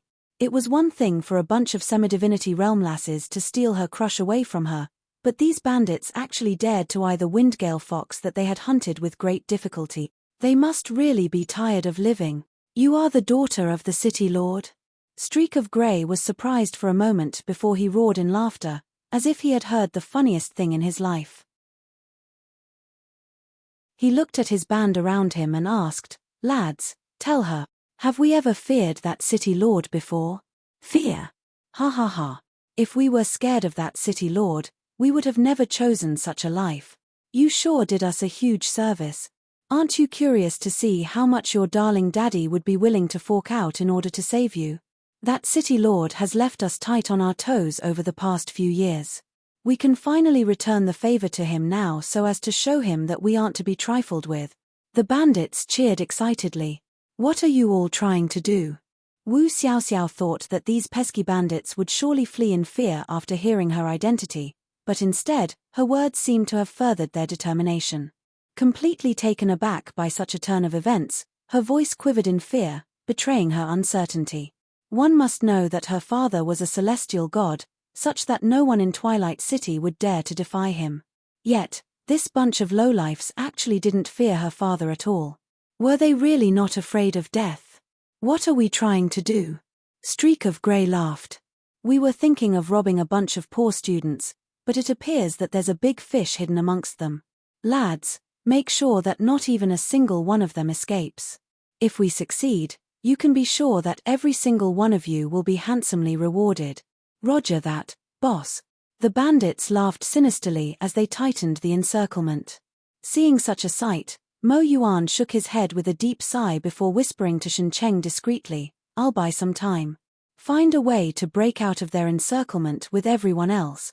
Then, he charged right at Streak of Grey without any hesitation. In his view, the only way they could turn the tables around was to quickly defeat Streak of Grey and persuade the other bandits to surrender through that. Hula. Without any hesitation, he released a burst of sword chi in Streak of Grey's direction, causing the latter to narrow his eyes. Middle-tier gods were still considered to be in the lower echelons of the firmament, but without a doubt, their strength and agility far surpassed that of low-tier gods. Furthermore, as a teacher, Mo Yuan_'s maneuvers exceptionally polished, making a potential threat to Streak of Grey. "You are courting death." Streak of Grey knew that it would eventually come down to this, so he raised his crescent saber and pulled it down upon Mo Yuan. It was a terribly simple move, but the sheer might behind the attack made it difficult to deal with. Mo Yuan was forced to quickly pull his sword in to defend against the blow. Catcher. As overwhelming might crushed down on him, Mo Yuan's sword trembled endlessly. He felt a sharp pain stabbing the webbing between his thumb and his forefinger, and crimson blood flowed down his palm. The sheer force caused his knee to cave him, causing him to kneel to the ground. Through his superior strength and the height advantage from being on horseback, Streak of Grey was able to subdue Mo Yuan in a single strike. True strength conquers all obstacles. Zhong Xian remarked softly. He knew that the situation was going to turn awry when he heard Wu Xiaoxiao reporting her background. The city lord might be a powerful cultivator, but his sphere of influence wasn't so great as to extend beyond the city walls. Furthermore, those men standing before them were bandits. Bandits. Telling them I am the daughter of the city lord was as good as saying my family is loaded, so suck me dry. It was one thing for this young lady to be spoiled, but her lack of worldly experience made that even more fatal. It was the perfect recipe for someone to dive recklessly into oblivion. But again, it was not like it really made much of a difference anyway. The bandits wouldn't let them go either way. In the first place, those who could get into the Twilight Academy were the top-notch geniuses of Twilight City, and most of them had illustrious backgrounds. To rob such people and let them walk away alive, that was as good as setting up a time bomb for themselves. As someone who was able to make his name as a bandit, there was no way Streak of Grey would show mercy to them just because they were students. The only reason why the other party claimed that he was only going to take the weapons and the Windgale Fox was so as to numb everyone, making it easier for them to take down the group. It was because they had seen through this that neither Zhong Xian nor Mo Yuan stopped Wu Xiaoxiao when she went on her big missy tantrum one. Peng. While such thoughts were passing through Zhong Xian's mind, Streak of Grey abruptly retracted his crescent saber and swung it down on Mo Yuan once more with greater force. This strike sent Mo Yuan slamming onto the walls of the ditch, and his body slid to the ground before slumping forward weakly. He hadn't passed down yet, but it would be hard for him to move in his current condition. Tie him up. Voila! Two of the bandits quickly galloped forward with ropes and tied Mo Yuan up tightly. So, what are the rest of you planning to do? Are you going to try fighting back? After knocking out the most powerful Mo Yuan in 2 blows, Streak of Grey turned to look at the remaining members of the group with a haughty look in his eyes. This. Shun Cheng, Wu Xiaoxiao, and the others subconsciously took a step back as they looked at the bandits with quivering eyes. They thought that their teacher would at least be able to fend off the bandits for a moment, buying some time for them to escape. Yet, contrary to their expectations, their teacher was defeated within 2 blows. Their teacher was the only one amongst them who was a middle-tier god. If even he was no match for the bandits, how could the rest of them stand a chance at all? Just as everyone was at a loss as to what to do, Zhong Xian suddenly walked forward with a weirdly relaxed look on his face.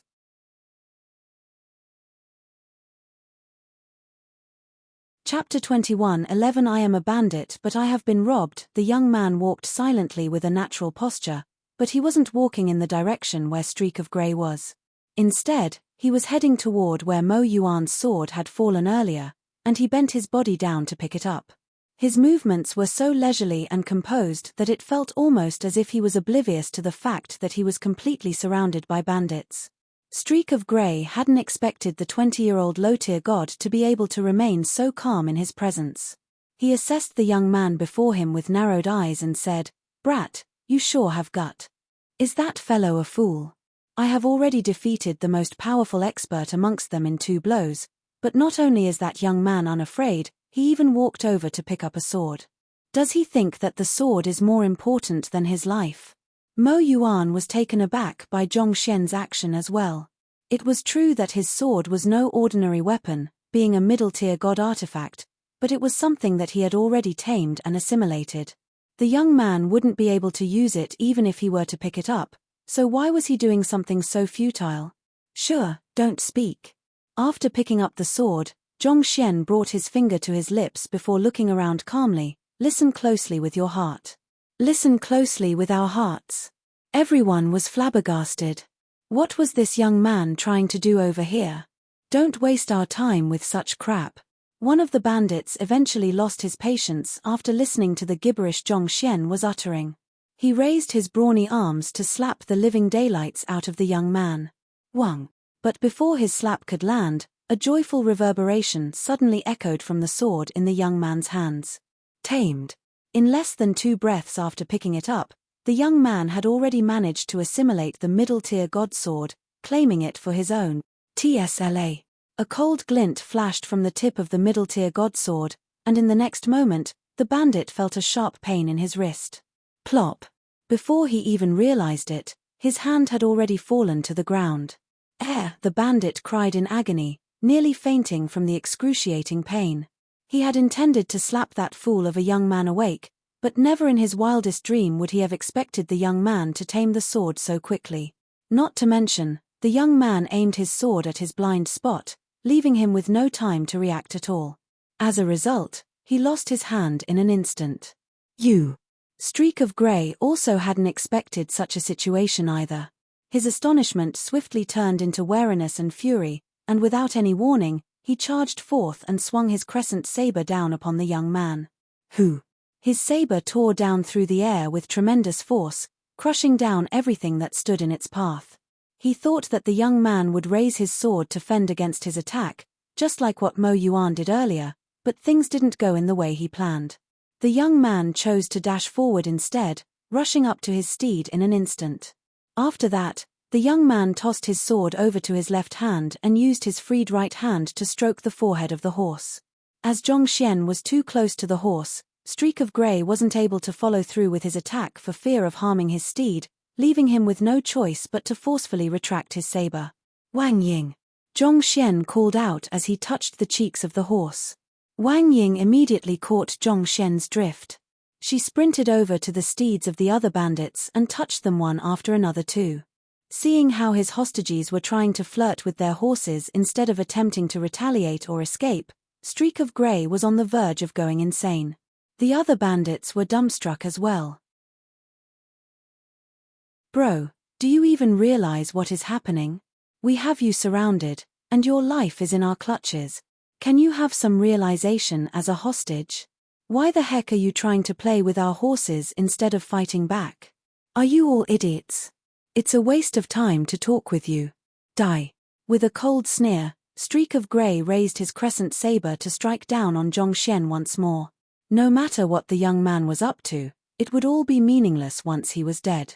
Nay. But before the saber could strike, the steed beneath Streak of Grey's crotch neighed loudly before leaping up into the air. The sudden movement of the steed disrupted Streak of Grey's attack, causing his slash to miss the mark. Making use of this opening, Zhongxian's left hand reached out and touched the saber from the side. Wang! The saber released a soft humming reverberation. Streak of Grey widened his eyes incredulously as he swiftly realized what had just happened.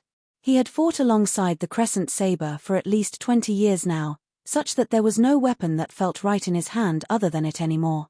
But in the blink of an eye, his saber actually submitted to another man. The breakup was so decisive that he actually felt cuckolded. Furthermore, why would his steed suddenly leap up at that instant? It was almost as if it was trying to interfere with his movement. Streak of Grey was a little spooked by all of the unexplainable happenings around him, but he knew better than to be distracted in the midst of a battle.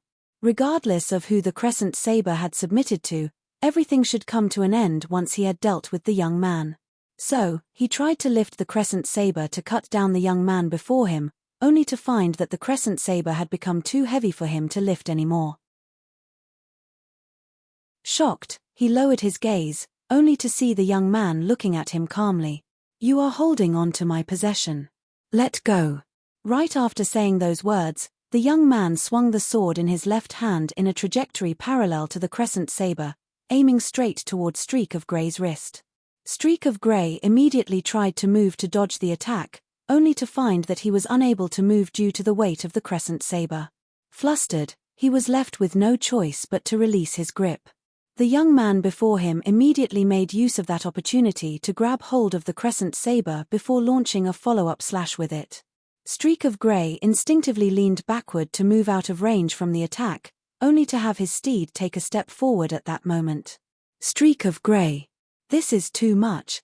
To think that I have doted on you for so many years. Due to the steed's forward movement, his evasion maneuver was rendered ineffective, resulting in his head being moved right in the trajectory path of the crescent saber. In that instant, Streak of Grey realized that the young man had tamed his steed too through some sort of sorcery, and it was likely that he would be in greater danger if he were to remain on horseback. Thus, he quickly rolled to the side and tumbled down from the horse. With this, Streak of Grey was able to dodge the crescent saber in the nick of time. While gasping heavily for air, he immediately pushed his hands against the ground to prop himself back to his feet. As long as he could regain his momentum, he was confident that he would be able to defeat the young man before him with his superior strength. But just as he was in the midst of getting back to his feet, he suddenly felt a shadow falling down on his face, mercilessly pushing him back to the ground. A horse hoof had been imprinted at the center of his face. On a positive note, that solved one of the doubts in his mind. He was now certain that his steed had indeed betrayed him, just like the crescent saber. You bastard! Slaughter them all! Streak of Grey was on the brink of losing his mind. He would have never dreamed that he would be defeated in such an unbelievable manner. The young man was surely weaker than him, he had no doubt about that. However, by swiftly taming his crescent saber and his steed through some sort of miracle, the young man was actually managed to push him, a middle-tier god, to a corner. It was one thing if he was overpowered by an even more powerful opponent, but he couldn't accept losing in such a ridiculous manner. It was only after hearing Streak of Grey's shout did the rest of the bandits return to their senses. Recalling the situation they were in, they struck the sides of their steeds, prompting them to charge toward Zhao Yue and the others, but as fate would have it, the story unfolded in a completely different direction than they had expected. All of the horses which the young lady had touched previously turned toward one another and unhesitatingly raised their hooves to kick the riders down.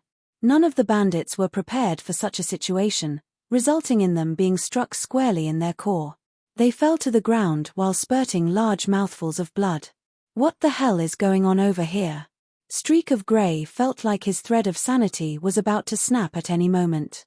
The reason why they rode on horses was so as to ensure that they could strike their enemies unaware and escape before reinforcements arrived.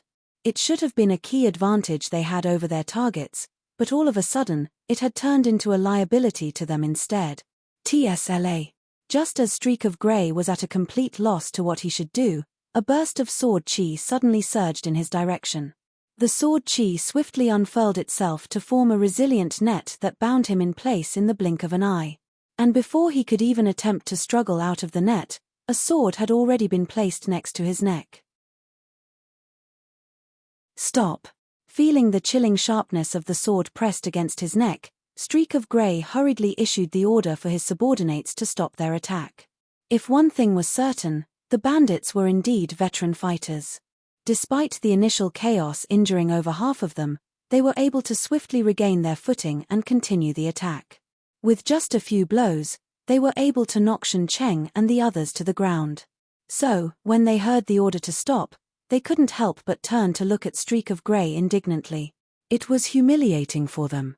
As the most notorious group of bandits in the area, they should have been able to deal with a group of students even with their eyes closed. Yet, their boss ended up being done in at this critical moment.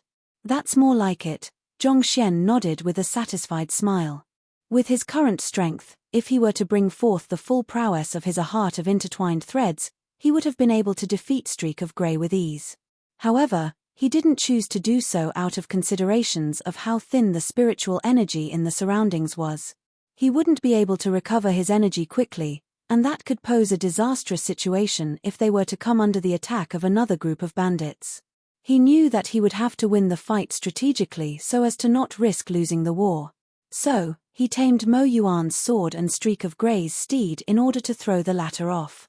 And finally, once the latter let his guard down, he launched the decisive blow. He could tell that the bandits were loyal to Streak of Grey, so as long as he could take down the latter, everything else would fall in place. Have them hand over all of their weapons, Zhongxian commanded as he pressed his sword tightly against Streak of Grey's neck. Streak of Grey felt incredibly humiliated, but with his life in the young man's hands, he had no other choice. What are you waiting for? Hurry up and do as he says. Yes. The bandits swiftly placed the weapons in their hands onto the ground. Zhao Yue, Zheng Yang, and the rest of you, I want you to take a weapon each and tame it as quickly as possible, Zhongxian instructed. Yes. Zhao Yue and the others nodded before heading over to grab the bandits' weapons. After arriving at the firmament, they swiftly realized that the semi-divinity artifacts that they were carrying were already not of much use to them anymore.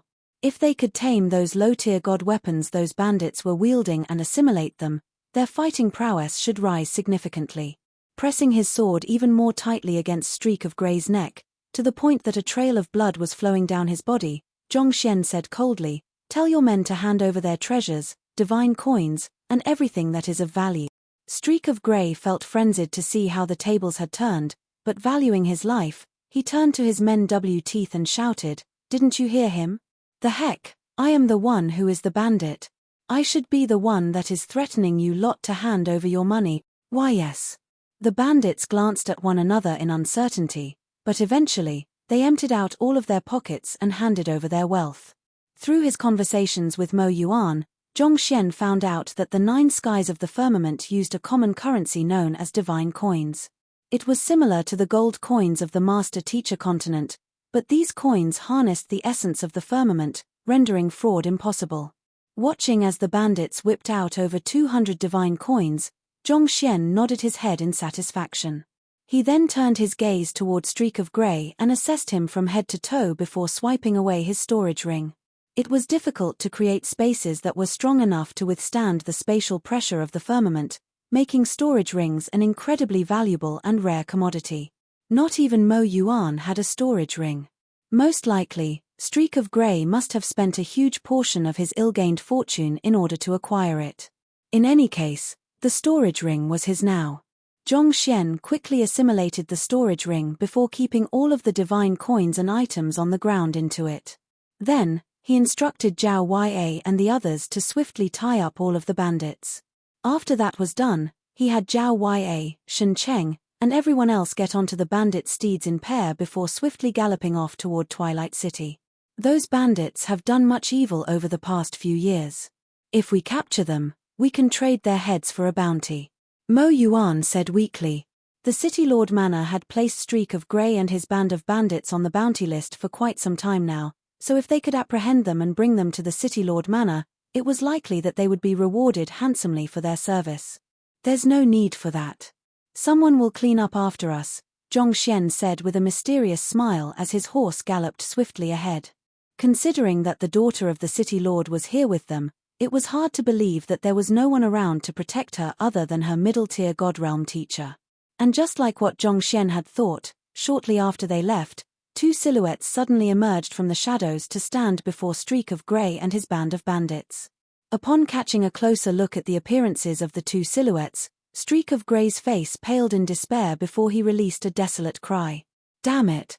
We should have been the ones who are the bandits, yet we ended up being the ones who were robbed instead. Damn it!"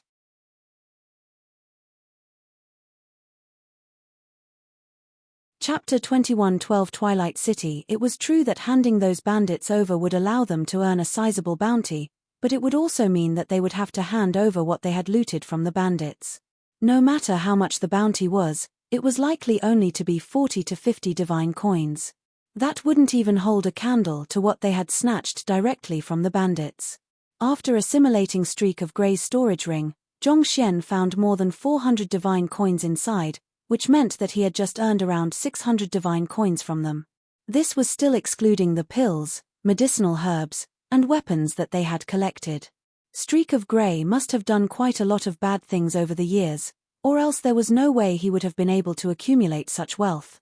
Given that he had left Streak of Grey to the City Lord Manor, which was a golden opportunity for the City Lord Manor to assuage the rising dissatisfactions with the City Lord Manor due to the tyranny of the bandits, as well his merit for saving the City Lord's daughter, it was unlikely that the City Lord would be so thick-skinned as to ask him to fork out what he had taken from the bandits. Taking all of these aspects into consideration, Zhongxian eventually made the decision to tie the bandits up and leave them there for the City Lord Manor to deal with. That fellow is sharp-witted. The 2 silhouettes in the shadows looked at the cloud of dust lingering in the distance and the despaired bandits in front of them before remarking quietly. Tasked with protecting the young miss, they had been keeping a close eye out on the situation all this while. Till now, they were still unable to figure out whether the young man was really that resourceful or that he was actually a powerful expert in disguise. "Report this matter to the City Lord," one of the silhouettes in the shadows instructed. "Also, get someone here to bring these bandits back. We'll be holding a public trial." "Yes, "I'll have it done," the other silhouette replied before melding back into the shadows. With steeds to ride on this time around, Zhongxian, Mo Yuan, and the others were able to proceed forward with unprecedented speed. It took them only an hour before the tall and sturdy city walls appeared in their view. This must be Twilight City. Zhongxian's eyes lit up. The city before him was far beyond the scale of any city he had seen previously, such that it was no exaggeration to say that it was even larger than Starchaser Island. The grey city walls seemed to extend endlessly, and a massive formation shrouded the entire city, dyeing it with a color of mystery. Mo Yuan nodded to affirm Zhongxian's exclamation. He had sustained heavy injuries from his encounter with Streak of Grey earlier, but as a veteran cultivator, he made sure to bring basic recovery items with him no matter where he went. After using those recovery items and recuperating for roughly an hour, he was already able to move around without much trouble. Arriving before the city gates, Mo Yuan took out the special access token he had been given, and the guards permitted them entry without conducting any checks. As soon as they stepped into the city, Zhongxian could sense a vast difference in the atmosphere. The world outside was barren and vicious. Ferocious winds would often stir up out of nowhere, and the temperature would plummet to levels where it was hard for even cultivators to endure during nighttime. More importantly, spiritual energy was hardly existent in the atmosphere. On the other hand, the interiors of the city felt warm like spring, and the spiritual energy in the air was concentrated and refreshing. It was just a single wall of difference, but it felt like he had walked from one world into another. "This is an amazing formation," Zhongxian remarked in awe. It would take an extremely powerful formation to isolate the city from the outer world so thoroughly, such that the conditions between both places were entirely different. Zhongxian knew that he wouldn't be able to pull something like that off in his current state. Even at the very least, he would have to reach the levels of a celestial god in order to do it. This formation is the key to sustaining the cities. Shortly after the receding of spiritual energy began, the 9 god monarchs ordered the god kings under them to construct these formations over major cities so as to preserve their conditions. Unless an equivalent expert were to make a move, or else it would be impossible to damage these formations, Mo Yuan explained. Zhongxian nodded in realization. It seemed like he had made an underestimation. He thought that the formation was made by a celestial god, but it would appear that one had to be at the level of the god kings in order to create such a stable formation. Zhongxian closed his eyes and took in a deep breath as he opened up his pores. Spiritual energy from the surroundings immediately dived into his body, freeing him from the fatigue he had accumulated thus far. The spiritual energy of the firmament is indeed formidable. Zhongxian nodded in awe. Just breathing in a little of it was enough to leave him revitalized. It had been 20 days since he arrived at the firmament, and despite stuffing himself with plants and various food, his cultivation still remained stagnated at where it was. This was his first glimpse of how potent the spiritual energy in the firmament was. It was not as concentrated as the aura of divinity that he absorbed back then, but it was sufficient for a low-tier god like him. It was definitely not something the Mercury-like spiritual energy of the Azure could compare to. It was already the middle of the night when they entered Twilight City, but the streets were still crowded with all sorts of people and vehicles. Taking a swift look around, even the weakest cultivator that could be seen was at semi-divinity realm, and they numbered in the minority. That explained why Mo Yuan was surprised when he saw him, Zhao Ya, and the others. It would appear that those in the firmament were born with the cultivation of a semi-divinity, and as long as they could acquire some aura of divinity, they would be able to become a god. As it turned out, powerful experts that appeared once every few millenniums in the Azure weren't worth a thing in the firmament at all. "Brother Zhong, thank you for saving our lives." Mo Yuan heaved a sigh of relief and he shot a look of gratitude toward Zhongxian. He thought that Zhongxian was only an ordinary person that was lucky enough to catch Elder Yangxian's eyes, but it was obvious that the latter had various tricks up his sleeves. Even Wu Xiaoxiao's opinion of Zhongxian had changed after the previous incident. From time to time, she would discreetly shoot a glance toward Zhongxian with a conflicted expression before turning away with a face reddened with embarrassment. All this while, she thought that Zhongxian and the others were nobodies, and the only reason they were qualified to travel with them was due to their teacher's standing. Yet, with their own strength, they were able to subdue the notorious Streak of Grey, a criminal who was powerful and sly enough to slip past her father's grasp numerous times. Just thinking about how she had mocked them throughout the journey filled her with shame. She realized that she was only lucky that Zhongxian and the others didn't pay her any heed. Otherwise, even 10 of her wouldn't suffice as an opponent for them. "We are grateful to you too. If not for you leading the way, we could very well still have been wandering aimlessly around the Grand Spirit Mountain right now," Zhongxian chuckled. He slipped his hand into his chest, took out a piece of leaf, and passed it over to Mo Yuan. "This is the other half of the note which my teacher passed to me." "Thank you." Mo Yuan's eyes lit up as he took the leaf from Zhongxian's hands. On the journey back to Twilight City, he had been modifying his cultivation technique based on the list of flaws Elder Yangxian had given him back then, and he immediately felt a clear improvement in his physical condition. His stagnated cultivation had grown a little, and his precision of control over his powers had sharpened a fair bit as well. This was more than enough to show that Elder Yangxian was the real deal. His encounter with Elder Yangxian could very well be the turning point of his life. Perhaps, only an expert of Elder Yangxian's caliber could groom such extraordinary students. Take Zhongxian for example. Despite being a realm weaker than him, the other party was able to subdue Streak of Grey.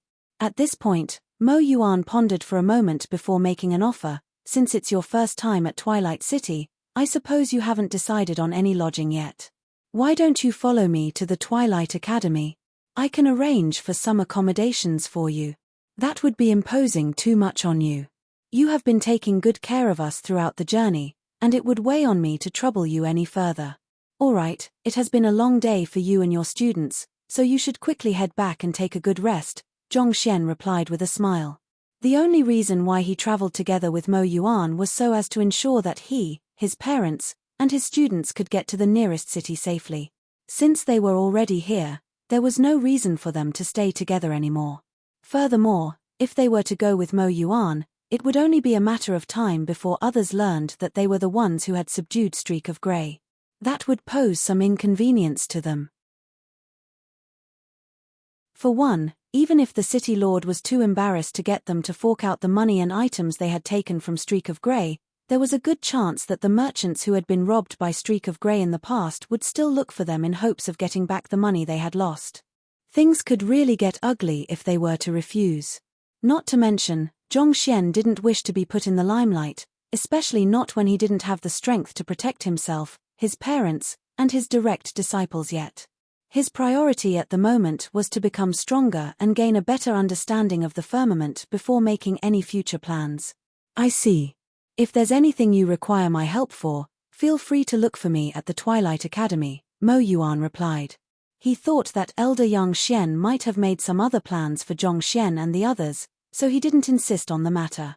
"Let's go." Zhongxian beckoned the others to follow him before heading into the bustling streets. "Young master, where are we going?" Sun Chong asked. "We'll find a place to stay and gather some information on where we can acquire the aura of divinity. The priority at the moment is for all of you to reach God Realm," Zhongxian said.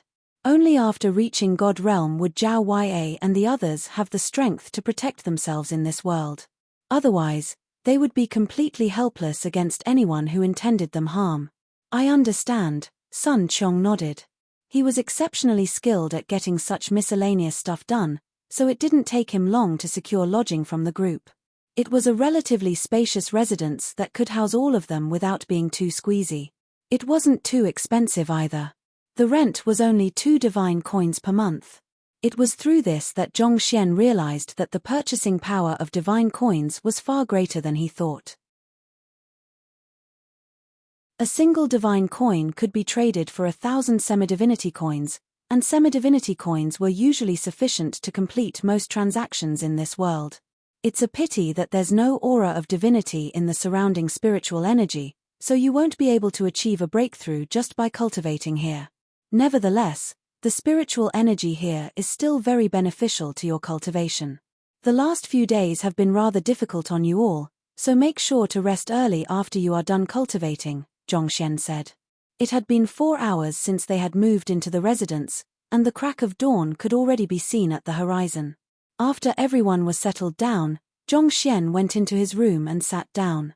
He immersed his consciousness into the storage ring he had taken from Streak of Grey, and a moment later, a heap of pills and medicinal herbs appeared in his hands. This was the wealth that Streak of Grey gradually accumulated over the years through his plundering. Through touching each and every one of the medicinal herbs, it didn't take too long for Zhongxian to fully understand their properties. They were indeed all expensive stuff, but the Mayang beast blood that he needed wasn't amidst the pile. It was the ingredient he needed to complement the green beast ancient grass in order for him to raise his soul cultivation. He knew that it was unlikely for him to raise it all the way to the level of a celestial god in one shot, but it would still be great if he could reach the level of a high-tier god realm through this. The more he came to know about the firmament, the more urgent he felt it was to quickly bulk up his strength. Unlike his time in the Azure, he was no longer alone. He couldn't allow anything to happen to his direct disciples and his parents. Since the ingredient he needed wasn't inside, he quickly turned his sights to the pills. There was a diverse selection of them, ranging from recovery pills to those used for replenishing spiritual energy. All in all, there were 3 bottles of the pills that replenished spiritual energy. God Essence Pill. This was the name of the pill.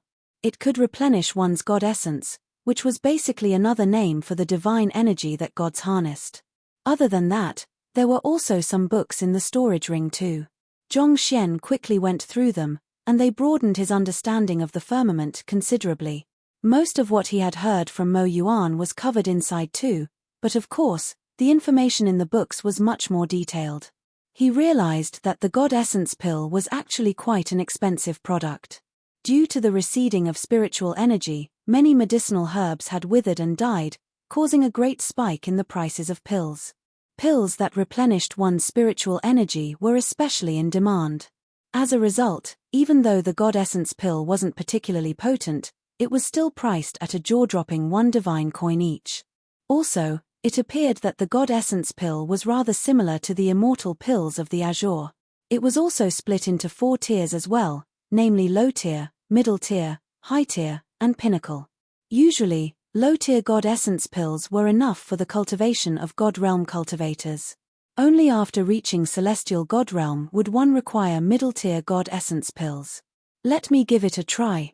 Zhongxian placed a God Essence pill into his mouth, and a great amount of spiritual energy was swiftly released inside his body. He quickly drove his divine energy to refine and absorb the spiritual energy. Through the cultivation technique he had comprehended during his fight with Kongsha's clone, camaraderie of brothers, he was able to assimilate the spiritual energy quickly. One thing he had realized about comprehending the pathos of heavens was his emotions weren't individual entities. Looking at the materialization of his emotions in the form of his cultivation technique, he could see that they were interlinked, weaving closely with one another to form a massive network. Rather than simply stacking onto one another, each emotion he comprehended synergized with his previous enlightenments, causing the entirety of the cultivation technique to be raised to a new level. Under the nourishment of the spiritual energy, he was able to swiftly reinforce his God realm cultivation, creating a firm foundation for him to advance to greater heights. Slowly but surely, his aura was growing stronger.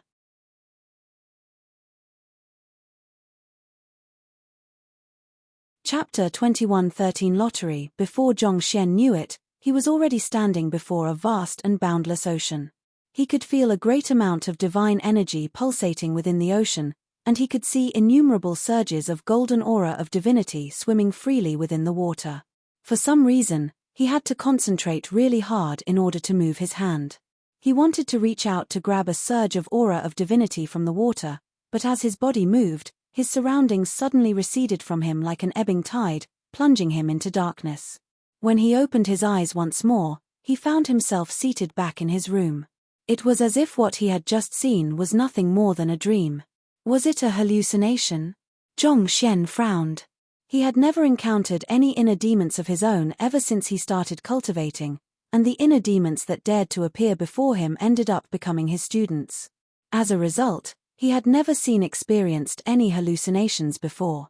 Why would he suddenly start facing such a problem now? Did this mean that the cultivation technique he comprehended was flawed? With such a thought in mind, Zhongxian quickly took out an empty book and began writing his comprehension of the pathos of heavens down on it. But before he could even finish jotting it down, the book suddenly dissipated into ashes. This shocked Zhongxian. He had not used any cultivation technique, and he did not exert much strength. He was simply writing as he usually did, but the book abruptly dissipated, as if its pages were unable to harness the knowledge of the pathos of heavens. Zhongxian looked at the ashes before him in bewilderment for a while before he took out a resilient alloy from his storage ring. Judging from its quality, it should be possible to forge a middle-tier god artifact using it. Even with Zhongxian's strength, it would be difficult for him to leave a dent in it. With a brush in hand, he began writing down the pathos of heavens on it. Who? Once again, before he could even finish jotting down his cultivation technique, the alloy suddenly disintegrated into dust. It looked as if it was also unable to harness the knowledge of the pathos of heavens. The pathos of heavens is a cultivation technique that is beyond the understanding of the heavens. This is a sign that the heavens of the firmament forbid its existence here. Zhongxian sighed deeply. He knew the strength of the pathos of heavens. Even though it was free and unrestrained, it was far stronger than the perfect heavens path divine art that he had cultivated thus far. This meant that it was a cultivation technique that had surpassed the heavens.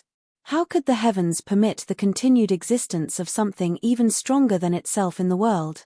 This explains why I was unable to summon the god ordeal back when I was still in the azure. Zhongxian widened his eyes in realization. Cultivation ordeals were the manifestation of the heavens' rage toward the cultivators who dared get too close to them. Yet, when he summoned his cultivation ordeal, the latter had completely disregarded him, choosing to strike Little Chick instead. That bizarre occurrence had left him baffled for a long while, but thinking about it, he might have unwittingly stepped out of the heavens' jurisdiction, becoming an existence that even the heavens dared not punish. Even if I can somehow find a way to write down the pathos of heavens, there's no guarantee that the Library of Heaven's Path will be able to evaluate it. It seems like I can only count on myself. All along, Zhongxian had relied on the Library of Heaven's Path in order to perfect all the techniques he had practiced, thus ensuring that he was on the right path. However, it seemed like he had finally reached a stage where he could not rely on his trusty golden finger anymore. He only had himself to count on. He would have to slowly figure things out through trial and error and take a step forward at a time. Fortunately, the sheer amount of knowledge he had accumulated through reading millions upon millions of books provided him with the foundation and intuition he needed for this daunting task. With a helpless sigh, he quickly reviewed his understanding of the pathos of heavens, and so far, he was unable to find any incongruences in his comprehension.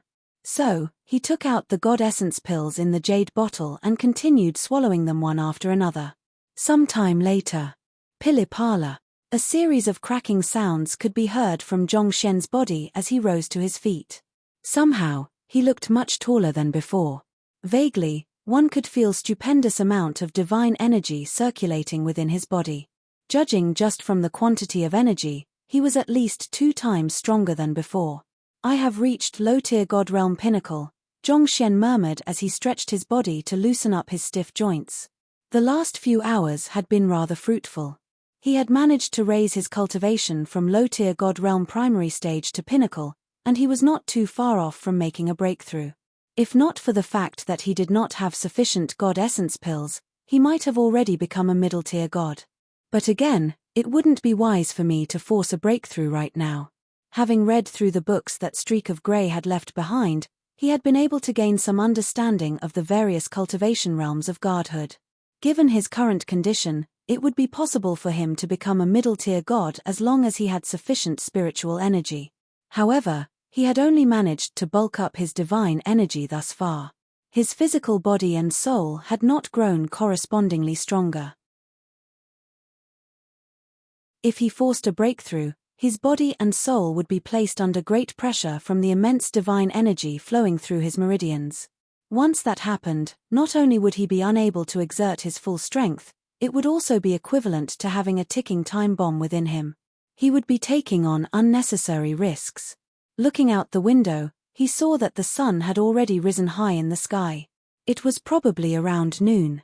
Barely after Zhongxian walked out of the room, Sun Qiong immediately approached him. "Young master, I have managed to gather some information regarding the aura of divinity. Just like Mo Yuan mentioned previously, the aura of divinity is a carefully controlled resource, and the only way one can acquire it is through scaling the celestial mountains. However, the celestial mountains are not places where a cultivator can visit anytime he likes. They only open once every half a year, and only those who are deemed qualified are granted entry to the region." "Deemed qualified?" Zhongxian frowned. "That's right. Only 1,000 cultivators are allowed to enter the celestial mountain at a time, which means that one must find a way to get onto the name list in order to be granted an opportunity," Sun Qiong replied. "I see. How long do we have before the celestial mountain opens once more?" Zhongxian asked. "We have less than 1 day. The celestial mountain opens tomorrow," Sun Qiong replied with an awkward smile. This abrupt news left Zhongxian slightly stunned. He did not think that time would be so tight. Taking in a deep breath, he asked, "How can we make it onto the list of candidates?" "Those who are beneath 30 years old and possess cultivation beneath the God realm are qualified to apply for the candidacy to enter the celestial mountain, but the results of the selection are already out. The only way we can get onto the list now is by challenging those on the name list and defeating them. We'll be able to replace them." Sun Qiong paused a moment here before continuing. "It's just that the presence of this rule has led to those who are on the list going into hiding. There's no way they will risk losing their chance to enter the celestial mountain.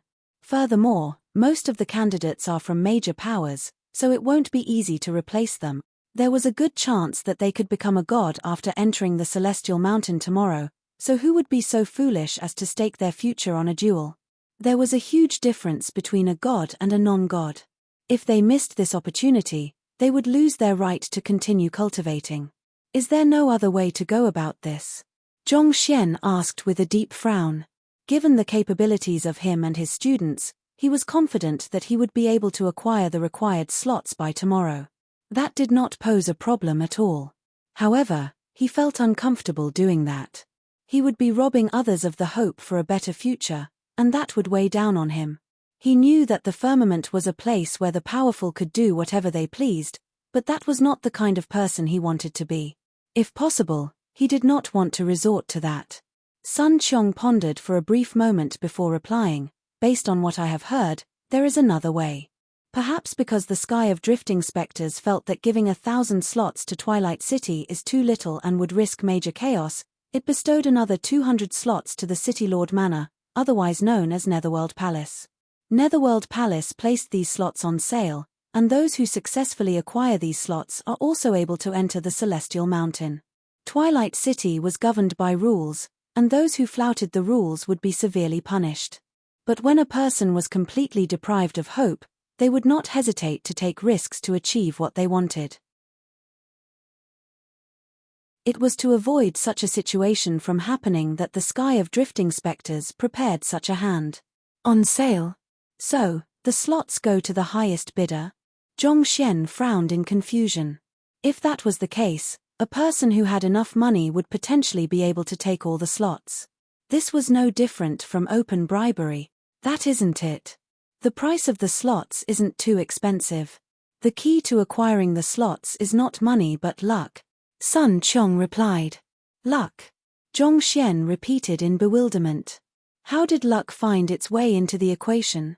Nodding earnestly, Sun Qiong explained, these slots aren't sold directly to the cultivators but through a system similar to dice rolling. Netherworld Palace put 100 numbers on sale for each slot, and a cultivator can choose to buy any of the numbers. Once all 100 numbers have been bought, the results will be announced right after. The person who bought the right number will acquire the slot, and the rest can only try again next time. To prevent abuse of the system, there are certain rules put in place. A person can only purchase one number a day, and each number can only be bought by one cultivator. This. Zhongxian was taken aback. This sounded no different from gambling. With a doubtful look on his face, he asked, how much does it cost to buy a number? I wouldn't say that it's really expensive, but it isn't cheap either. Each number costs a divine coin, Sun Qiong replied. Zhong Xian nodded slowly. A divine coin was expensive to the common populace, but it was not a completely unreachable goal. In a sense, they still stood a chance even though it was extremely slim. At the same time, it was not cheap enough for the rich to abuse the system. It was true that they had an advantage in terms of money, but given a probability of 1%, they would have to spend dozens or even hundreds of divine coins before they were guaranteed a slot. That was one hell of a lot of money, and even those from wealthy clans could not afford to squander their fortune like that. While it was practically gambling, Zhong Xian had to agree that it was a fairly good idea in order to placate the various parties within the city. Where is Netherworld Palace? I want to take a look at it myself, Zhong Xian said as he began walking over to the entrance. After taking a few steps, a thought suddenly passed through his mind, and he instructed, bring Zhao Ya and the others over. Naturally, they should be present too since it concerned their chances of entering the Celestial Mountain. Furthermore, since a person could only buy a single slot each day, they would need as many people as possible to maximize their chances. All right. However, Netherworld Palace seems to be quite far from here, so it might take 7 to 8 hours in order to get there, Sun Qiong said. It's fine. We can ride the horses there, Zhong Xian replied with a smile. They still had the semi-divinity realm horses that they had taken from the bandits. Riding on horseback, they should be able to get there in an hour's time. Without further ado, Sun Qiong quickly moved around the residence to gather Zhao Ya and the others in the courtyard. Judging from the thrilled looks on their faces, it seemed like Sun Qiong had already filled them in on the details. Let's set off. Zhong Xian and the direct disciples quickly climbed onto their horses and set off. Just as he had estimated, they arrived before Netherworld Palace in around an hour's time. The group quickly found a place to dismount from their steeds before heading in. The so-called Netherworld Palace was rather spacious, but it lacked the magnificence of the ethereal hall. Rather than a palace, it might be more accurate to call it a marketplace. The area was flooded with people when they entered. I managed to acquire a slot. Is there anyone who wants to buy it? It's on sale for 50 divine coins. I only accept full payment on the spot. I want it. Sell it to me instead. I'll offer 51. I'll offer 52. A group of people immediately gathered around the person who had acquired the slot to make offers. A single divine coin is sufficient to buy a sliver of hope, so there are quite a few people who come in hopes of trying their luck. If they succeed, they will be able to sell the slot to others. As long as the price is beneath 100 divine coins, there's bound to be buyers. After all, even if you have 100 divine coins, it would still be troublesome to gather trustworthy people to buy up every number of a certain slot, and that's assuming that others haven't taken up the other numbers. A probability of 1% didn't mean that one would succeed just by buying 100 numbers. Unless one found a way up to buy up all 100 numbers of a certain slot, there was no guarantee that one would be able to obtain a slot. As time went by, people began making a business out of this. There are quite a few people that are trying to spot a trend in the numbers, hoping to make a killing out of this, Sun Qiong remarked. Spot a trend in the numbers? Zhong Xian shook his head. This was similar to the lottery in his previous life, so what kind of trend could there possibly be? One would be better off living a down-to-earth life. The chances of making it big through working hard were much higher than winning the lottery. Of course, there were many people who could not understand that, so there were still many people who lived day after day groggily, hoping that Lady Luck would favor them eventually. He had seen too much of that in his previous life.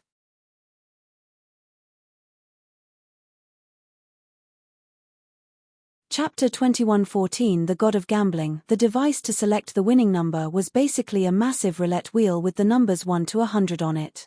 There was a needle above the roulette wheel that would start spinning randomly as soon as the device was activated. As it was controlled by a special formation, it was impossible for anyone to tamper with the results. The needle would first be spun right before the crowd's eyes, but after turning a few rounds, a formation would be activated to conceal the needle from sight. Once the needle came to a halt, the crowd would be able to start buying the numbers that they thought could be the winning number. The process of buying a number was simple as well. It was similar to those olden days casinos where you simply place your money on the number you are buying on the table. All it took was a glance for Zhongxian to figure out what was going on. Ladies and gentlemen, boys and girls, as you know, the biannual trial of the Celestial Mountain is going to held tomorrow, but we still have 30 slots here. Today, we'll be throwing all of them out, so if you have yet to secure a slot for yourself or your loved ones, this is an opportunity that is not to be missed. The young man who was in charge of selling the numbers took a look at the crowd before shouting, "Begin." Right after those words were spoken, the needle on the roulette wheel immediately began spinning. After spinning a few rounds, the formation came to life, concealing the needle and the roulette wheel from sight. Based on my experience, whenever the needle on the roulette wheel spins that quickly, the number is likely to be 10 or below. Hey, don't be so certain about that. I've encountered this situation before, and I can tell you your best bet is to buy the numbers between 80 to 90. Ignorant. It was 80 the last time and 9 the time before that, so in my opinion, it should be around 20. If you have been paying close attention, you will have realized that it has been a while since the needle has pointed to the 20 to 30 region. As the needle on the roulette wheel began spinning, the spectators by the side began fervently discussing what the chosen number would be. A while later, the formation around the roulette wheel stopped shaking, indicating that the needle had stopped spinning. Shua. Those that were holding onto booklets began calculating the initial momentum of the needle, air resistance, frictional force, wind speed, and many other factors, fitting them into their self-created equations to derive the correct answer. Place your bets. Once you have decided on your number, put your money down and back away, said the young man managing the roulette wheel. Surprisingly, not a single person rushed forward to put down their bet. Instead, they were looking around to see what the others were doing. Eye of insight. Zhongxian willed as he attempted to peer into the formation. If he could see through the formation, he would be able to see the results of the roulette wheel directly. That would spare him from having to waste precious divine coins. A moment later though, he shook his head. It appeared that the formation had been created by a god king in order to ensure that no one would be able to tamper with the results before the formation was released, thus ensuring the fairness of the selections. What about the Library of Heaven's Path then? Flaws. Given that the formation was active at the moment, he did not need to touch it in order to compile a book. He swiftly flipped open the book that had materialized in his Library of Heaven's Path. Twilight City Celestial Mountain Slot Roulette Wheel Concealment Formation. Flaw 1. What was written in the book were the various flaws of the formation, such as the problems with the material that was used to create the formation, the deficiencies of the one setting up the formation, and the fundamental errors with the blueprint. But none of that had any relevance to Zhongxian. He had no need for such information. What he needed to know was what number the needle was pointing at. With a deep sigh, he was just about to shut the book when he caught sight of the very last line on the book. Flaw 68:1, 2, 3, 4, 5, 6, 7, 8, 9. It was an entire string of numbers, 99 of them. The only one that was missing from the string was 73. Does this indicate that the needle is pointing at 73? The reason the other numbers are labeled as flaws is because the needle isn't pointing at them. Zhongxian thought as his heart skipped a beat. If that was really the case, it would be no different from him walking into an examination hall with all the model answers on hand. With this, he would be able to guarantee that he won every single bet he made. Sun Qiong, go over there and buy number 73. Zhongxian instructed without any hesitation. 73? Sun Qiong frowned. Young master, I was looking at the calculations done by the veterans here, and the common consensus is that we'll have to bet between 30 to 40 in order to stand a chance at winning. I'm not sure if betting on 73 is a really good idea. There were a lot of people who had calculated where the needle was likely to stop at based on the information they had gathered prior to the activation of the formation. While it was beyond them to calculate the exact number that the needle would land on with absolute precision, they would have already made the bets themselves. If that was the case, it was still able to provide those who were going to participate in the bets some direction to work with. Just shut up and do it, Zhongxian replied impatiently. With a helpless shake of his head, Sun Qiong walked over to the table and placed a divine coin, saying, "I'll bet on number 73. You are betting on number 73? You really don't fear death, do you?" Seeing how the first number bought was completely at odds with the common consensus, the crowd burst into laughter. Based on the calculations done by the crowd, they had agreed that the chances of the needle being on 30 to 40 was the highest. Thus, they could not help but feel that it was foolish and ignorant of the young man to place a bet on something that was completely at odds with their professional analysis. At that moment, an old man with strands of white hair walked over with confidence in his eyes and said with gusto, "Friend, you bought number 73? Let me tell you, you are sure to make a loss with that number. Listen to me and buy number 36 instead. I guarantee that you will surely hit the mark. You don't know who am I, right? I am Yaroshan, and I have been here since the roulette wheel system was first implemented. I have been at every single number drawing over the last few decades, and I have helped more than 30 people successfully acquire a slot. How about it? Trust the words of a professional, and you'll never go wrong." "Professional?" Zhong Xian's eyebrows rose. "May I know why you are offering your help to me?" "It's simple. If you select the right number, I hope that you can give me 10 divine coins as a reward for my services. If you don't select the right number, if the difference is within 3 numbers, you'll have to give me 1 divine coin. If the difference is within 10 numbers, you'll have to give me 100 semi-divinity coins. If the difference is above 10 numbers, I'll pay you 100 semi-divinity coins," Yaroshan said confidently. Hearing these words, Zhong Xian chuckled softly and asked, "What if the difference is beyond 30 numbers? If the difference is beyond 30 numbers, I'll pay you a divine coin," Yaroshan replied confidently. Based on years of studying and analysis, he had already developed a complete system of laws that only he himself understood. Based on how the needle on the roulette wheel spun earlier, he deduced that the number was between 1 to 10. Even at the very worst, it would not go beyond 30 to 40. Zhong Xian blinked contemplatively for a moment before replying, "I think I'll still go with my 73. You can bet on your 36 if you want. As for the wager, why don't we do this instead? If you get your number right, I'll pay you 2 divine coins. However, if my number is right, you'll have to pay me 2 divine coins. How does that sound?" Yaroshan hesitated a little. To be honest, Yaroshan did not have absolute confidence in his number. He only appeared confident in order to inspire confidence in him.